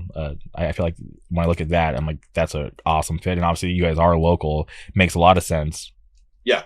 No, absolutely. I mean, like, as like I put feelers out. Tyler pretty much from day one was like, I'll literally do. I mean, he's pretty much told me like, any band you ever do, like I will, like whatever you want, like I'll do it, like no worries. And so I'm kind of glad that like it, like I didn't really get any kind of like interest anywhere else. And so he was like, I'll do it. And I was like, fuck it, let's do it. Like, let's do it. Like, put on, like, you want to put on for us. And like, you're one of my closest, oldest friends. Like, let's do it. And he's been great to work with. And then my friends in Kansas City are doing our tape. They're kind of like the USA, like affiliate of like that German label, Filled with Hate. And so they're doing our cassettes. So shout out Filled with Hate USA. And my buddies, Ryan and Taylor. They're awesome guys. They're doing really cool work. They're working with like a bunch of like heavier like hardcore bands in the Midwest, and yeah, it's fucking awesome. And as far as the tapes, is it just normal clear cassettes, or did you get to pick any cool colors? Yeah, we're doing some different colorways. I'll have more info on that soon. We were hoping to have them in time for the fest. We still might. I don't really know yet. But if not, we'll be putting them up with like any other kind of like leftovers from the fest as well. So, and then records should be coming not too far gone. We'll definitely have records at some point this year. Okay, this year, yeah, because I obviously I know the whole situation with the plants backing or being backed up. So I was gonna ask, but okay, so I'm happy to hear that at least some point this year, because I know stuff that's getting pushed to 2023, which sounds so futuristic right now, but it's crazy. Yeah, I mean, I should say hopefully this year. I mean, as it seems, we're gonna have the music turned in here soon, because it's gonna be it's too long to go on a 7-inch, so it's gonna be an LP that also has the demo on it as well. Oh, that's good. So for people who are late to the train or already established fans, can get the whole experience on one vinyl. That's right. I'm hoping. I want it to be one side's the EP and the other side's the demo. So hopefully we can make that happen. But if not, it is what it is. And I'm curious, who on like these promo flyers I'm seeing for the new record, Means to an End, who did that new logo, and is that what you guys are going to be rocking with going forward? Yeah. So when we first did the demo and everything, I had X from Delaware, who's in like Gridiron and like Vicious Embrace, like all those bands. Shout out X. He's awesome to work with. He did our demo art and like logo and everything. And I still love that shit, but I wanted to do something just a little bit different with the new record. And so I had first hit up this guy, John Mayo, from Canada, to do our art, because I really liked a lot of the stuff he was doing. And, I was trying to go for like like the 100 Demons, like self-titled like samurai kind of vibe, just like paying homage to that. And he fucking killed it. Like I love what he did for us. And then he was like, I don't really do like logos except for like graffiti type stuff. Like I don't like lettering is not my specialty. I was like, oh, okay, cool. So the only other person I knew to hit up that I knew would do a good job is Mully from Year of the Knife. So I hit him up, and he fucking killed it. He did a better job with it than I could have ever imagined. I'm super happy with it, and I love it. So yeah, that's what we're going to be rocking with for the foreseeable future for sure. Okay, that's awesome, man. It makes so much sense that Tyler Mullen did that logo, because I look at it, I'm like, yeah, that because it always looked familiar to me, but I'm like, who the hell did that? Because I never asked you. So yeah, I love Tyler Mullen, and I'm hoping, because I have a shirt with the old script on it, which is like one of my prized possessions. I still haven't worn it. I'm saving for a special occasion. It's shit, yeah. It's like hanging up like in this section back here. Shit, hell yeah. Yeah. I'll make sure that when we get our fest merch, I'll make sure I set stuff aside to send to you. I appreciate that so much. But that's cool. I appreciate the logo. But and as far as the title of the record, and to be transparent, at this point, I have the record, but no title track. So I'm not even sure if there's like a title track on the album. Or no, there's no song called Means to an End, but it Means to an End does get said on the song, because it's really dark. I didn't write any of the lyrics. I did all the music and everything, but Mo is the mastermind behind everything, and he's had like such a crazy, interesting life. So all the songs are super personal and really touch on some like darker subject matter, and so. Yeah, I'm super excited for people to hear it, because it's really just like he killed it, and he gives a really good vocal performance, better than I've been in bands with Mo before, and I always liked his vocals, but it's kind of an acquired taste. And he did such a good job. Like I'm super excited for people to hear it. Yeah, I'm really enjoy his vocals, because when I don't even know what it reminds me of, but I'm like, yeah, this guy sounds pissed off, and it sounds like very fitting for the music. Yeah. So like there was no like weird adjustment that I had to make with like my ears when I was listening to the music. I'm like, yeah, this just to me it just fit like just right. Absolutely. Yeah, that's how it was for me. Like you listen to Death Threat, and like I remember the first time I ever listened to Death Threat, and I heard Aaron's voice on it, and I was like, this is crazy. Like this is like, you know what I mean? Like it's so different from like what you would expect, but it fits so good. Like, and now it's like you couldn't imagine listening to Death Threat with like anyone else singing. That's kind of how I feel like with Mo's voice. I'm just like, it's definitely not what you would maybe expect to be on something like this, but it fits somehow. At least that's how it is to me. Yeah, no, that's how it was when I like first started listening to Agnostic Front back in the day. Right. I was like, yeah, same. Also, yeah, another one, especially the later era, like Agnostic Front stuff, when Roger's voice gets like super crazy. Yeah. So okay, hell yeah. But so did Mo pick the album title, or was it like a collective? Yeah, Mo was like, I was like, what do you want to name the record? And he was like, I want to name it this, and I was like, cool, love that. And then he like sent me the lyrics, and I was like, holy shit, like these are fucking awesome. So I really liked his like theme overall for the whole record. So yeah. And I know it's still a bit early, but people who want to maybe purchase or pre-order, will that be a thing anytime soon? Because I know that things are still in the air when it comes to vinyl, but have you guys even put any thought into that? No, I'm sure Tyler will LDB will come up with all the, like, in terms of the vinyl, like whenever that's like more come to fruition, I guess. Tapes will be much sooner, and we will have them on our, we'll have, obviously, like if you can see a show, like we'll have them, or we'll have them on our site, or you could buy them from Filled with Hate USA on their web store as well. And tapes, vinyls, those are already locked in. Have you ever thought to maybe tap into the CD market? Initially, that was what I was going to do. I was like, fuck records, like it's too long of a wait, like I'm not doing it. And I was like, well, maybe I'll do CDs, and maybe I'll do them myself, because Tyler was like, I don't want to do CDs, and I was like, totally understand.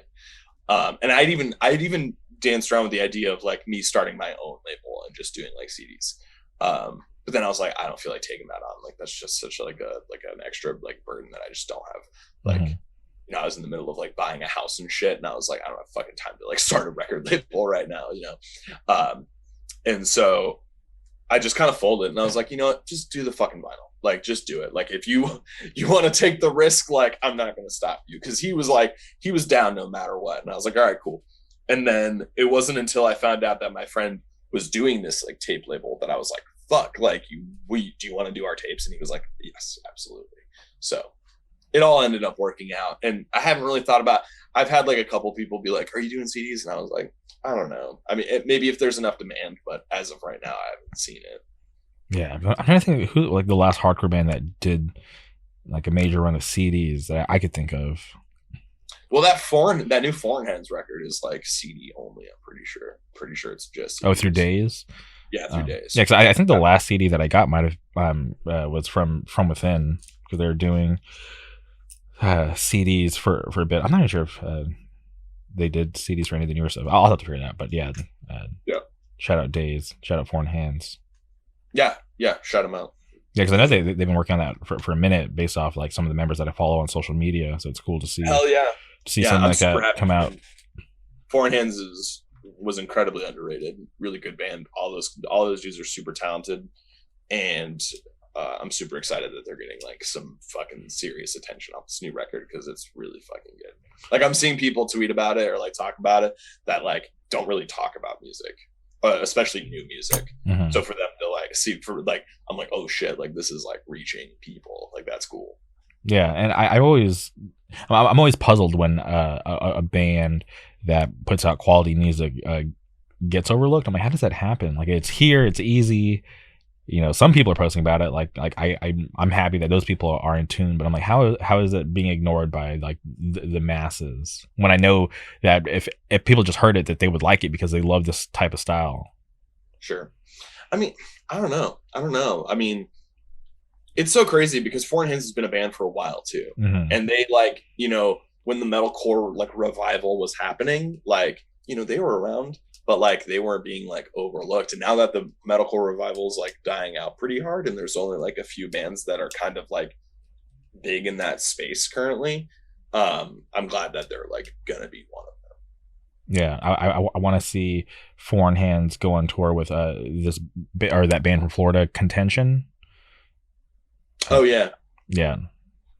Or even like a Foreign Hands like Dying Wish tour. That would be awesome. Like, that would be perfect. Shout out Portland. Yeah, shout out Portland. Shout out Dying Wish. That fucking I saw them on they played Louisville on that Acacia Strain tour, and they were my favorite band that played that night. Absolutely. I'm not a big Acacia Strain guy. I mainly went to see Dying Wish, mm-hmm. and we're friends with some of the dudes in that band, Orthodox from Nashville. So shout out Orthodox as well. Yeah.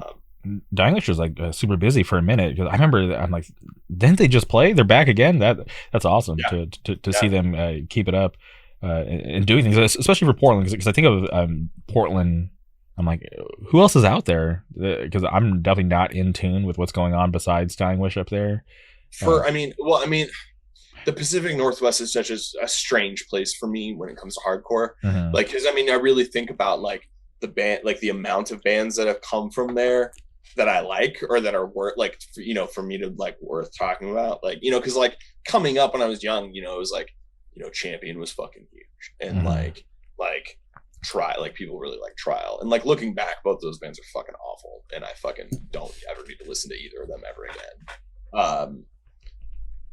But like, you know, then there's like other bands, like, you know, like it wasn't until I was like older that I, you know, found out about like Brotherhood, mm-hmm. or you know, like, you know, I think for you, like people for like don't realize that like Poison Idea, at least I didn't when I was younger, realize that like Poison Idea is, you know, from there. So like, you know, there's that. And then like, you know, Rainfest, there was like certain, you know, the Rainfest era, there was like a, you know, few select bands, you know, like I remember it's like Wreck and Power, I think those were like two of the bigger bands from that area that I remember. But they never got super like really big. They were just like, people knew them because they would play like Sound and Fury, and they would play Rainfest and like shit like that. Mm-hmm. And now you've got Dying Wish and Odd Man Out is another one. I don't know if they're from Portland, but I know they're from like that general region. So Yeah. and there's some newer ones too. Like I know people are like, I see like my friends from the Bay talk about that. I think it's End of Days. Mm-hmm. Yeah, and like that shit's real cool. So shout out. It seems like like they have that cool like just another gig thing that they've been doing. That's really cool. I think that's gonna like help propel like their scene in those bands up to like a more like national platform, if you will. Yeah, the one band that I ride super hard for from up there is that band called Change. Oh right, yeah. I forgot. Yeah, shout out them too as well. Yeah, shout out Change. Like they've been really kind to me. But outside of that, I think just like that album that they put out is perfect. I just love that style of hardcore. Yeah. Shout out Gag's always killing it. I forgot about Gag too. Yeah. There's tons of big bands from that area, but no one's ever like, man, Pacific Northwest hardcore is fucking awesome. You know what I mean? Like just like the way people talk about New York or Chicago or LA or Southern California. Yeah. It's just I don't know. It's always been overlooked, but there's tons of good bands in that area. Yeah, and shout out Lower Species too. I feel like the best roadmap is like to do like a regional thing. Fly out west, start out in the Pacific Northwest, work your way down, or do it in reverse. Start down here, work your way up, whichever. But I think that's just such a cool route because like that scene does get overlooked sometimes when they have had consistently good hardcore, all time. So I think that it's just one of those weird things like why do they get overlooked sometimes? Why do tours not want to route up there? Who knows? Maybe it's too much rain, whatever. But like, there's good music. There's always been good music up there. Sure. Yeah. No, I agree. So it's nice to see them getting a little bit more recognition, or at least more people talking about the bands in that region. I guess is really cool. Mm-hmm. I went. I had a vacation in Portland. This was back in like, God, it had to been like 2012, and I remember I was like, this is like so foreign to me. I'd never been here. And my buddy who I was staying with, he was like, yeah, like, don't worry. Like I got time off of work. Like we're going to hang out. We're going to do fun stuff like the whole time we're here. And like one day he's like getting ready to go to work. I'm like, what are you doing? I thought like we were hanging out the whole time. He's like, oh, don't worry. Like I'm going to send you off with my roommate. She'll take you around for the day. And I'm like, all right, cool. This is kind of strange because I didn't know his roommate. It was just like strangers hanging out. So I'm like, whatever, like let's try to make the best of it. And she was like a super fan of this ska band. I think they were called the Slackers, if I remember correctly. And she was like like super fan, like knew the guys or whatever. So she's like, yeah, like we're gonna go to this venue called the Branks, I think it was called. It was like in some warehouses, and she's like, yeah, it's gonna be like a fun show. I'd never been to a ska show, so I'm like, this is weird. I've been to a million different types of shows in my life, but never been to a ska show. Yeah. And so I walk in and I'm like, damn, this is so weird because I'd never experienced anything like this. But I saw some random kid in a Harm's Way hoodie, and I was like, okay, cool. I was like, at least I'm seeing some sort of like resemblance of hardcore. There's a dude in a Harm's Way hoodie, and now I don't feel so out of place. And then I just stood there and watched the show, and it was really interesting watching these people like skank and just have the time of their life. I'm like, oh, this is so cool to see people be able to have that kind of fun like I do at a hardcore show, like with a different type of genre. Sure. No, absolutely. Yeah, I don't think I've ever been to a ska show. So maybe there's still time. Maybe I can catch myself at one someday. I'm not a big ska guy, but like, yeah, I'll try anything once. Yeah, and to this day, that was the only ska show I've ever been to. I haven't. It didn't capture me like some other stuff. No part of you since then has been like, damn, I missed that rush. Yeah, but all I could think about was like, oh, this is a cool venue. I wonder what it would be like to see like a hardcore band there. And like I think like a week later, TUI was playing there. So I'm like, damn, why did I come this week? I should have came the following week. Right. Yeah. Absolutely. But okay, shout out, Dying Wish, shout out Portland. And as far as shows post LDB, do you guys have any plans, or are you guys just kind of leaving it open? As of right now, we have no plans. I know that after LDB, obviously Noct is going on tour with like Koyo and Movements, and that's a big tour. Yeah, it's a good tour. So they're going to be gone for like a little over a month, and then they'll be back for I think a good chunk of the summer. They're back.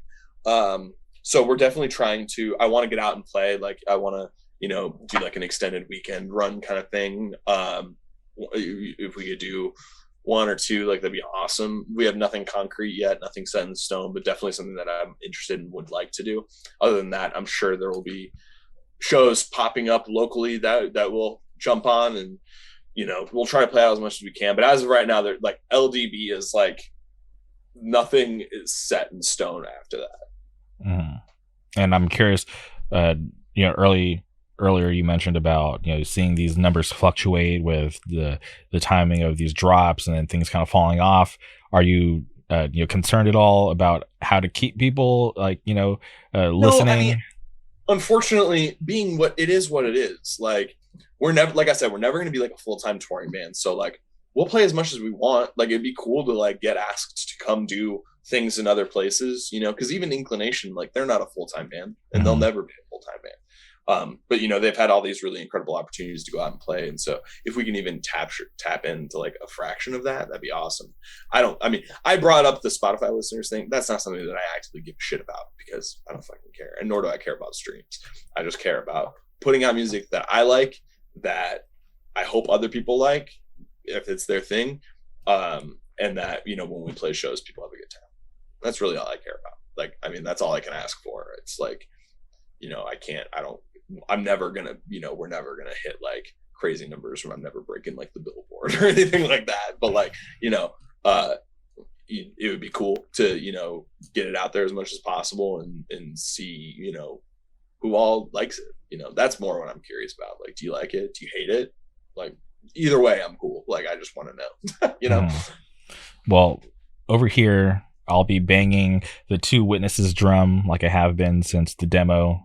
So I'm gonna do my best to tell everybody that I can about Two Witnesses, and that they need to get in tune, because I forget who I was talking to the other day. They were asking me about who is coming on the podcast today, and I was just like, Two Witnesses, have you checked them out? And they're like, no, I haven't, but I heard about them. I'm like, okay, well, stop being lazy and go listen to them, because they're awesome.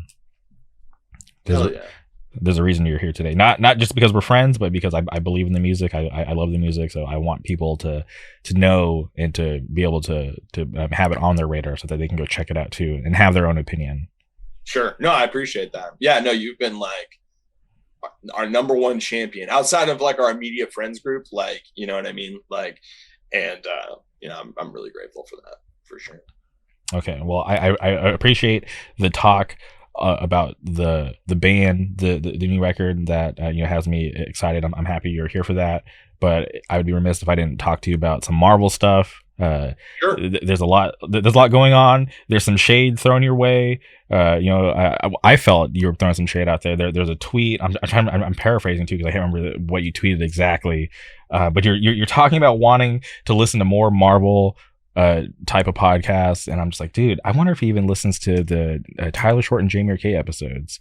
Okay, first of all, I don't. Okay, so are you calling me out right now? Is that what's happening? Yeah, I was just like, you're calling me out. I was like, what is Jim tweeting about?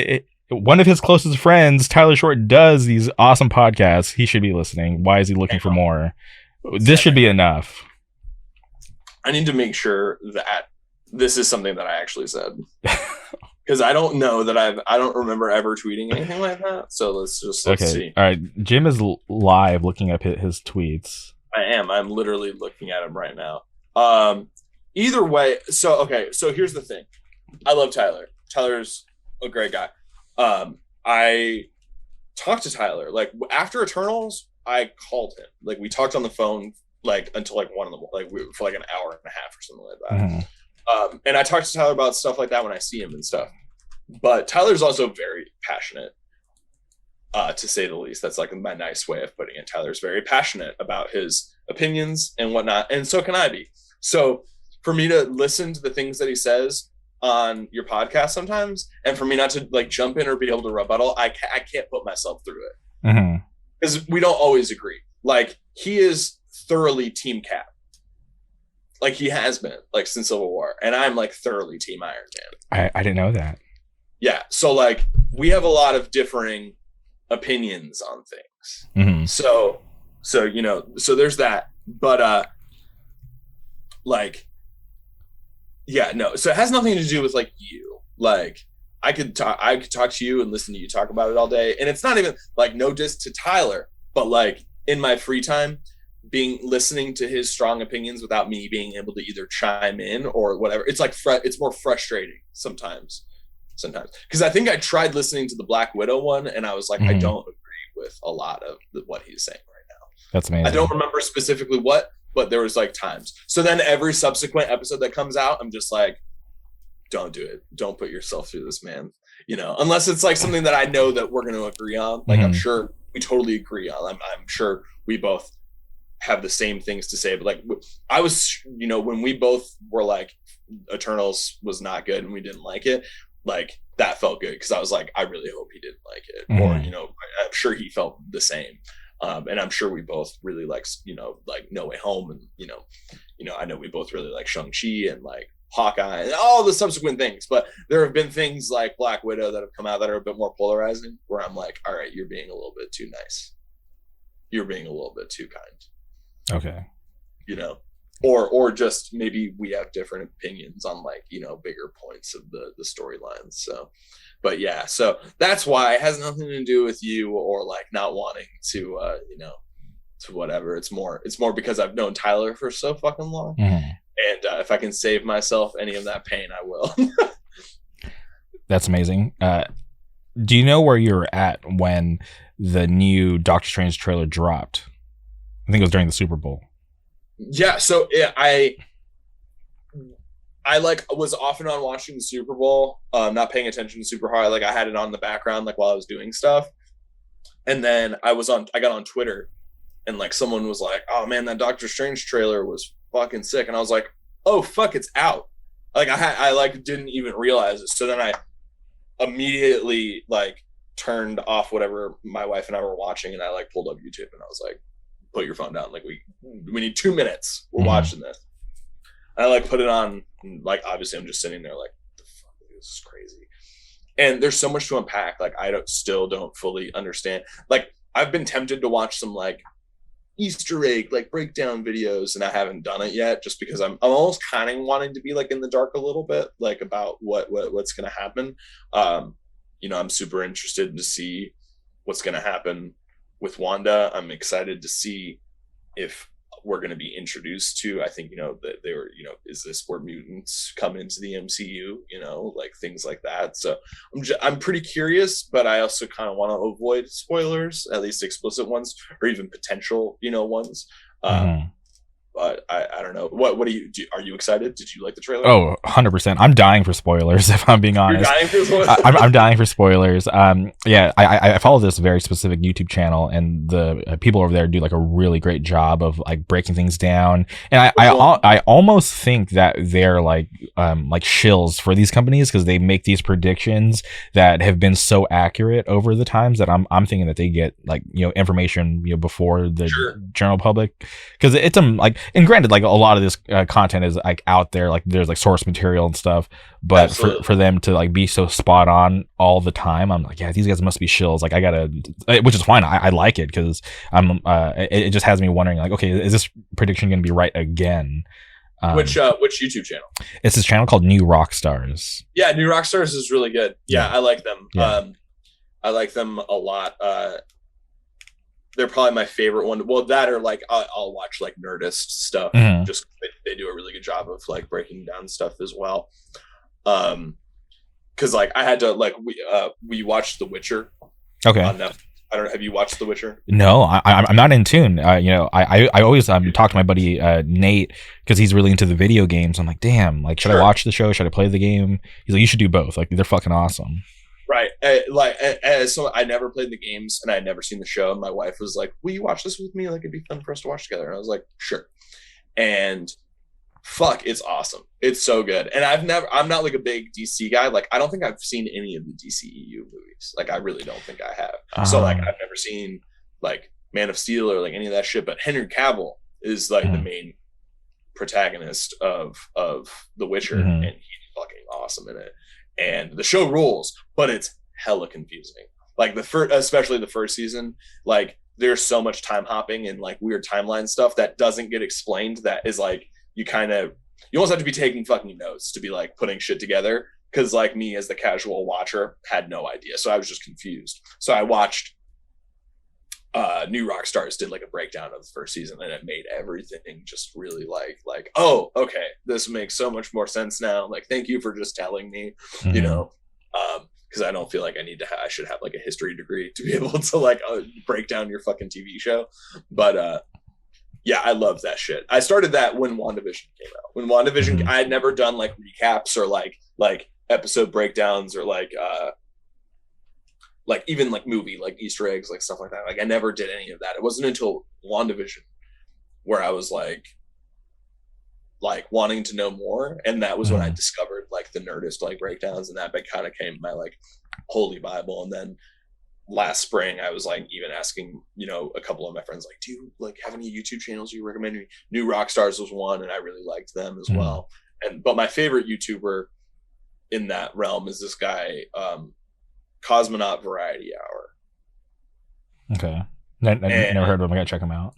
He's the shit because he's more like critical, I guess. He's more like, he doesn't do like breakdowns of things necessarily. He's more of a like reviews and like rankings kind of guy, I guess.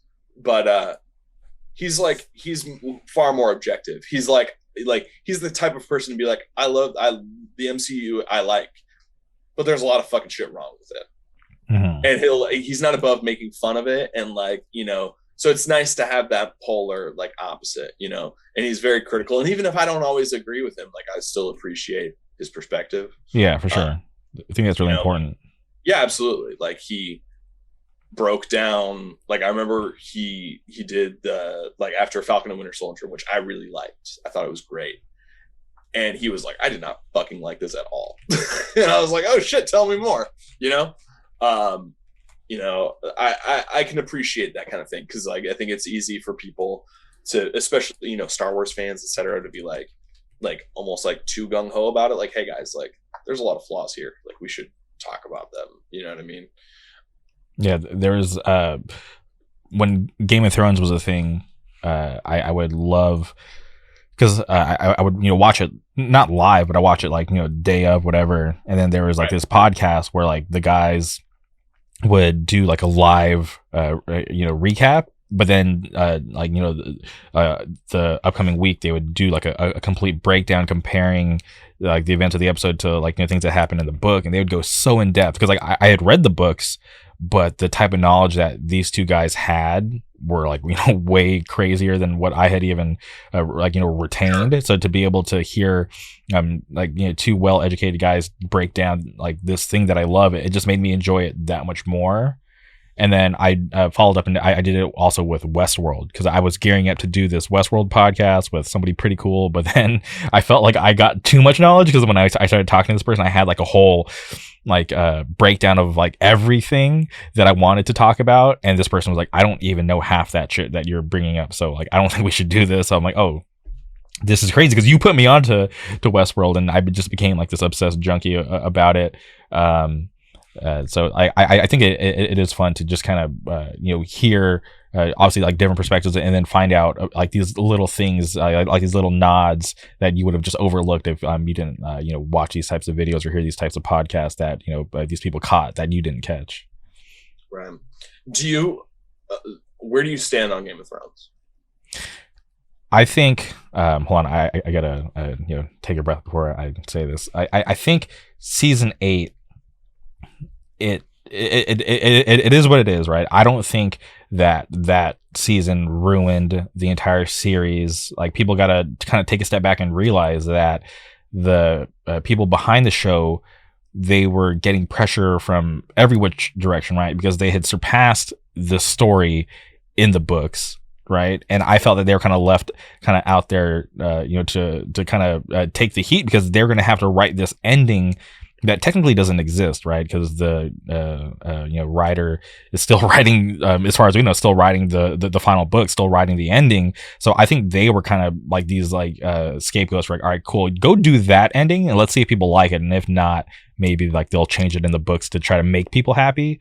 That's just like what I think is like really going on, but I don't think it's as bad. Like I don't think that ruins everything that happened. Like yeah, like I wish like the Clegane Bowl was like a little more intense.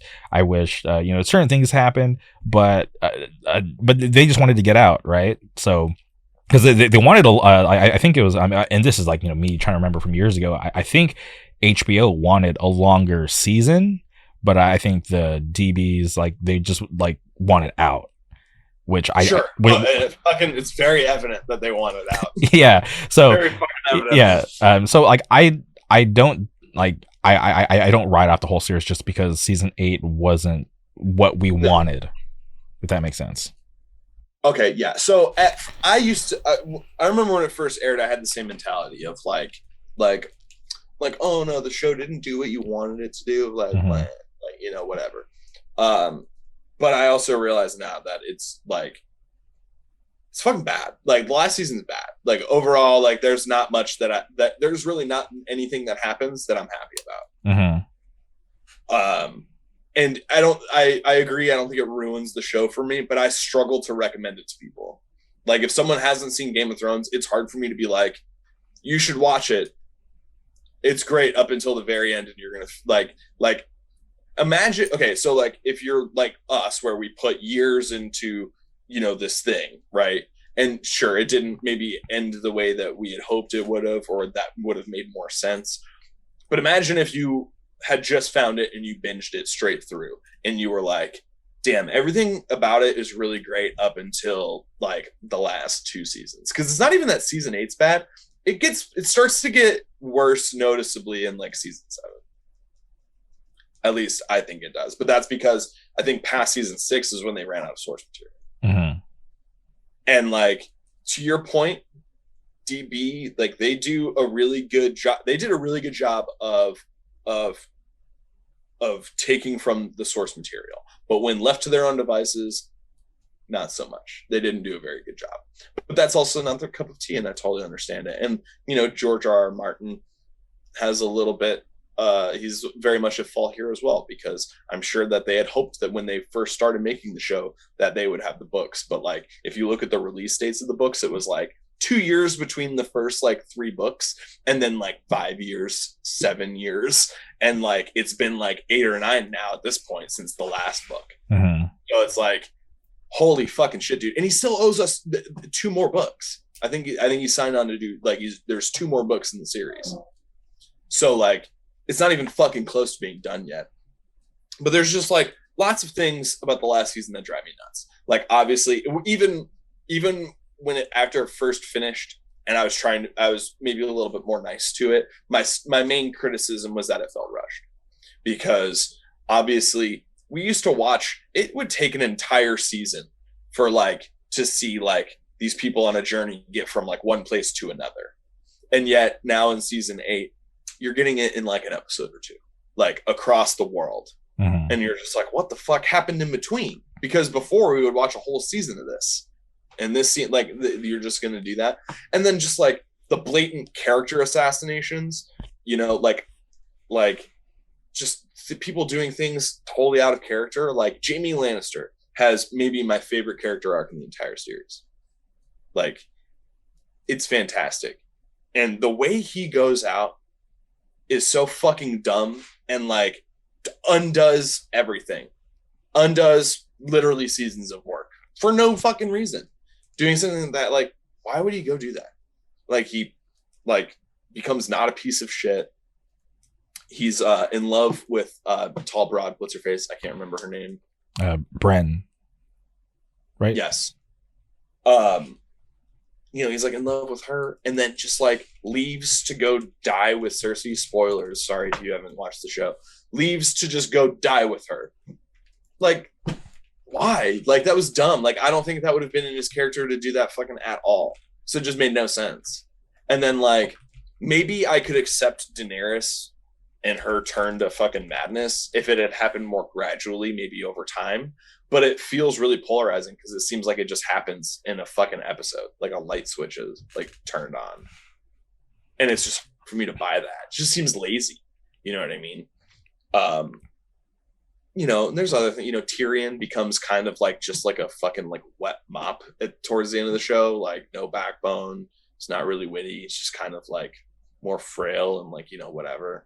Then you've got Bran, who just ends up being fucking pointless the whole show. He doesn't really ever do anything fucking cool, and ends up becoming king for fucking no. I don't know. Yeah, he just fell into it. They're like, okay, like you're like, yeah, like he doesn't. He's arguably one of the most like powerful characters in the show. Really, never does anything.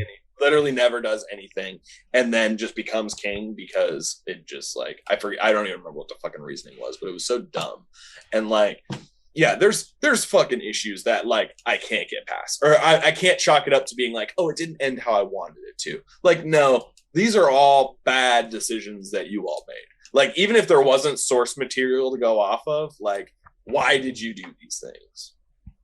And going back, I said the lady's name was Bran. No, it's Brienne of Tarth. I just wanted to. Yeah, thank you. And I going back to Jaime Lannister, I still feel like he needed to pay for what he did to Bran Stark. Pushing him out that window, almost killing him. Sure. I wanted to see like him get killed by someone from the House Stark, and then same thing with Cersei. And it's like, are you kidding me? After everything that she orchestrated, she needed to suffer. I think a little more. Absolutely, yeah. They just they got crushed by a building together or something. Yeah, you're just so like anticlimactic, and I'm like, cool, like Jaime. I feel like at no point did I go, man. Like I feel like I hear you being like he still needs to pay, but at least there is like growth there. Cersei is just awful from the get-go and just gets worse and worse and worse and worse and worse with zero redemptive qualities, and then just like kind of dies like a really mediocre death, and like there's really no poetic moment in that whatsoever, and it wasn't poetic of them to die together. It was just fucking stupid. Now, how did you feel about how they took down the Night King? Like, what were your thoughts? Dude, all right, so like that should have been the whole point of the show. The whole point of the show, even from fucking season 1, was winter is coming. Winter is coming. That like them against like the White Walkers and everything should have taken precedence over the fight for a throne. Like the show should have ended like in like, I'm not even saying like banding together to like take them down, but that was the ultimate threat. And so for them to like they vanquished the Night King in like a fucking like 3 episodes, like into the last season, and then the rest of the season is just more bullshit, political bullshit, and characters doing bad choices. Like that was the number one threat from the get-go, was what was happening north of the wall. And like that's how the show should have ended, source material or not. Very good point, because I totally forget. Like again, we were being sold that winter is coming from season 1, and it just felt like don't get me wrong, like some of the battles and stuff are cool, like especially like like seeing a zombie ice dragon, like that's pretty cool. But like the way the Night King went out, who killed the Night King, all that stuff, fucking like so lazy. It just felt lazy. Like, guys, you couldn't do anything more with this. And I'm not a screenwriter, but like I can tell you that if I were in that fucking boardroom when that idea got pitched, I would have been like, fucking absolutely not. Now, I'm curious, has this turned you off so much that you won't tune in to House of the Dragon, the prequel? I certainly have zero interest in watching any kind of prequel series at this point. Now, maybe if it's really good and gets really good reviews or ratings, and someone that I know and trust is like, you should check it out, like, okay, I'll give it a shot. But like as of right now, the way it ended, no. At this point, like I would hold out for an entire reboot. Maybe if they reboot the series and start. They can't do that. There's no way. They could. Has it ever happened in history where a show that big has got a reboot? Because you got to think that it's like, I wouldn't put it past them. I mean, or maybe change the. I don't really know. I mean, there's tons of shows where like I've had to like, okay. Did you ever watch How I Met Your Mother? Yes. Okay, so I loved the first 6 seasons of that show are fucking amazing, like really good television. And then it gets notably worse to the point where you're like, let's wrap it up. So people really fucking hate the series finale. People say it's like one of the worst series finales ever, which I don't necessarily disagree with. It's pretty fucking bad. But if you go on, like there's an alternate ending. That's perfect. That's like perfect. Alternate, okay, because like the ending I remember is he grabs that blue French horn, and it's like it's him and Robin, right? Robin, is that her name? He ends up with Robin. Yeah. And there's like an alternate ending where that doesn't fucking happen, and that like where like the mom doesn't die. Yeah, pretty much. Oh, I gotta go seek that out because I didn't know that existed. YouTube, there's a whole alternate ending that should have been the fucking ending, and it wasn't. But so I just pretend that that's the ending. Interesting. Okay, I gotta, because I like that show, but I felt like I was getting so much pressure from my friends, like, oh, like you gotta watch this, so I feel like I watched it, but not on like my own time. I was like, all right, let me just watch it so we can talk about it. So like I just kind of like ran through it. Like obviously there's like bits and pieces that I remember. But okay, I got to go see that ending. It's tough. I mean, a show like How I Met Your Mother would never work now. I feel like the single camera like sitcom. But aren't they doing How I Met Your Father? Sure, absolutely. And do any of us fucking care? No. Don't get me wrong. I might tune in for an episode or two because Hilary Duff is thick, and I'm trying to see that for sure. Oh wow, but good old Hilary Duff, Liz McGuire in the cut. Oh, fine. So, but no, I'm not interested in them. I don't care about the story at all. Like, I don't give a shit about that. And I doubt it'll do more than 2 seasons tops. And I'm happy that you mentioned Lizzie McGuire. One of the saddest moments about this whole Disney Plus thing is that Lizzie McGuire show didn't take off. It didn't even happen because the reports were that Hilary Duff wanted to do stuff like more like educational, like real life stuff instead of these like weird scripted things that don't even really matter. And then Disney just wasn't down. And I'm like, good on you, Hilary Duff. At least you wanted to try to educate and put some real life situations out there and not all this like BS. But I'm a huge Lizzie McGuire fan, and I'm really sad that never took off. Yeah.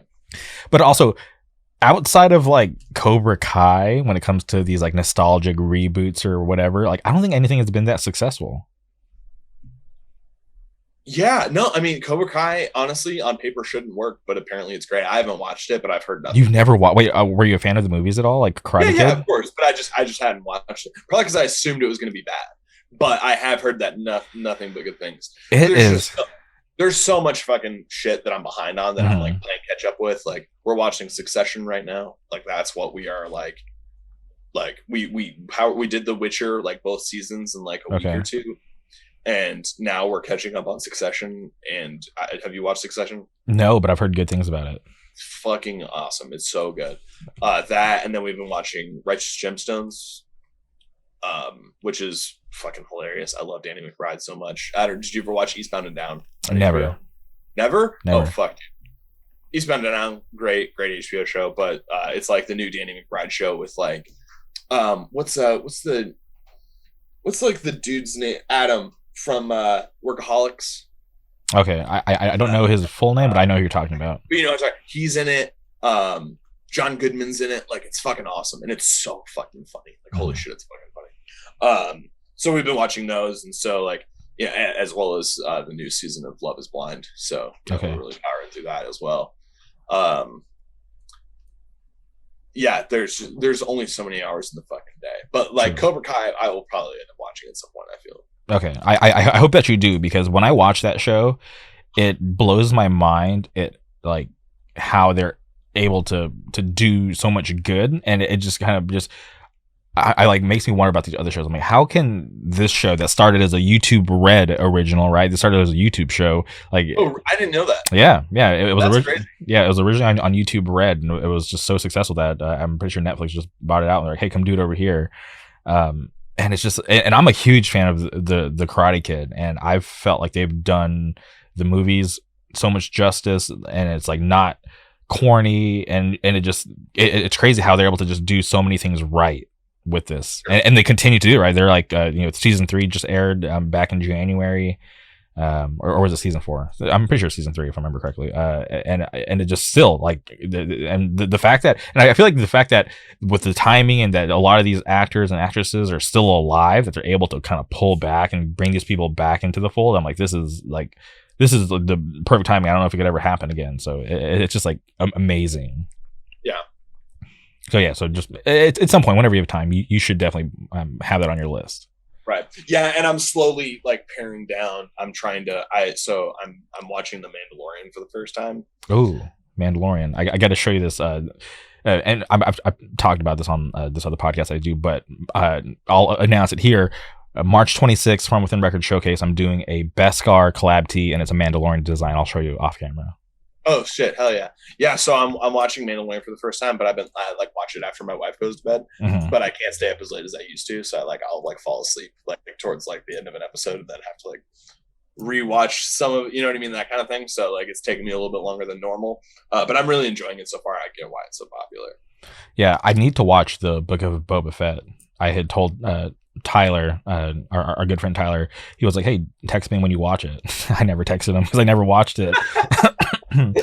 But yeah. I gotta step it up and watch that because I've heard a lot of mixed things, but I tried to that's how it's been for me. I've either heard that it's total dog shit or it's really great. So yeah. I don't know. Yeah, I'll get to it. I'll figure it out. That's kind of where I'm at. You know? For sure. Well, damn, Jim, this has been awesome. I'm happy that we're able to make this work. I'm happy that you're here. I'm happy that the record's out. Shout out to Two Witnesses, Means to an End. Listen to it if you got to this far in the podcast. Listen to it again. Stream that record. It's awesome. Before we sign off, is there anything you would like to say? Parting words? Yeah. Well, one, thanks for having me again. I've been waiting to come back, so this is awesome. Two Witnesses, Means to an End, out on all streaming platforms. Support Life and Death Brigade Records, support Filled with Hate USA Records. Fucking love it or hate it. Like, I don't care. I hope you feel something, even if you just don't like it, and that's fine. That's pretty much it. That's it. All right. Well, thank you guys for all the support. This is a big deal, and we didn't talk about this at all during the episode, but this is a landmark episode for the Jamie RK podcast, episode 300. I'm happy to have been able to. Congratulations. Thank you. I appreciate that. I'm happy to have been able to have been doing this for so long. I appreciate everybody's love and support. It means a lot to me that all of you tune in weekly or tune in whenever you guys have time. I see the analytics, so I appreciate everything. We're going strong. I hope you like the new intro music. There will be new outro music. This has been super awesome, and you can't stop us. We're going to be going until I die, hopefully, but that's the plan for the foreseeable future. But I just wanted to make sure to say thank you to all of you who tune in. I appreciate all of you more than you know, but thank you, and we'll be back soon. Yo, thank you for listening to episode 300. I just want to thank From Within Records for all of the support. It's been a crazy journey. I appreciate all of the love that I get from you, Carter. It definitely means more than you know. I respect the hell out of you and what you're doing with the label. And you know what it is. I'm writing From Within Records till the day I die, motherfuckers. You can't stop me. Also, Wilkes-Barre, Pennsylvania. Nate Prosciutti, Shane Moran. Dark Medicine. I don't know if I can give out Matt's full name, but shout out Dark Medicine. I fucking love you guys. I appreciate the support, the endless support. Like I said in the early days, Nate is a big part of how a lot of this grew out there. So Nate's a good friend of mine, and he knows that, but I just wanted to say it here publicly. I fucking love Wilkes-Barre. I fucking love Dan Schultz from Warren.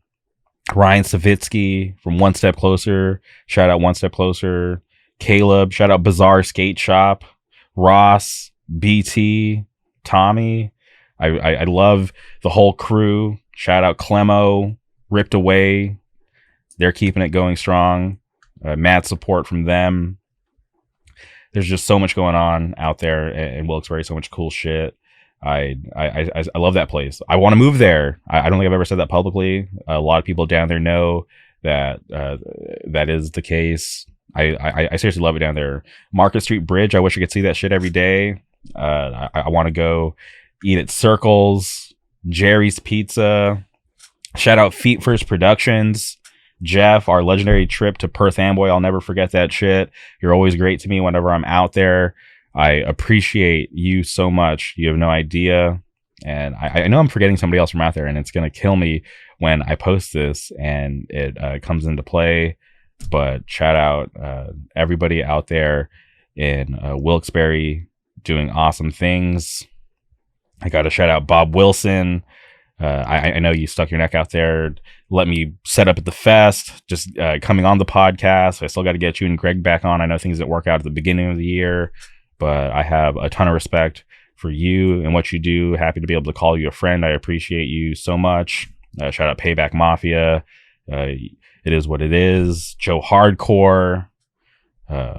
All my friends out here in Orange County, shout out to Take It to Heart, the best band in Orange County going right now. If you motherfuckers don't know, listen to Take It to Heart. They got some cool shit coming. I want to say soon, but if I'm being honest, it's not that soon. But they got new music that is fucking awesome.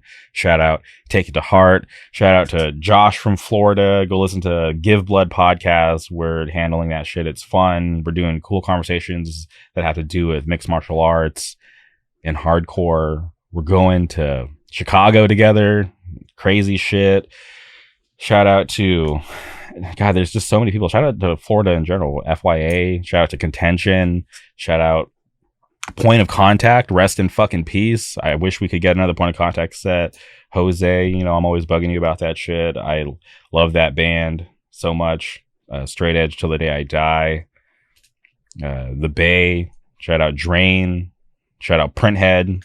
Cole Kakimoto doing it big. Scowl taking over the world. It's amazing. Shout out Eightfold Path, newer band. Shout out Big Boy. They went to your fucking scene and nobody knew your bitch ass. There's just so many people to thank. I fucking love all of you so much. I appreciate the support.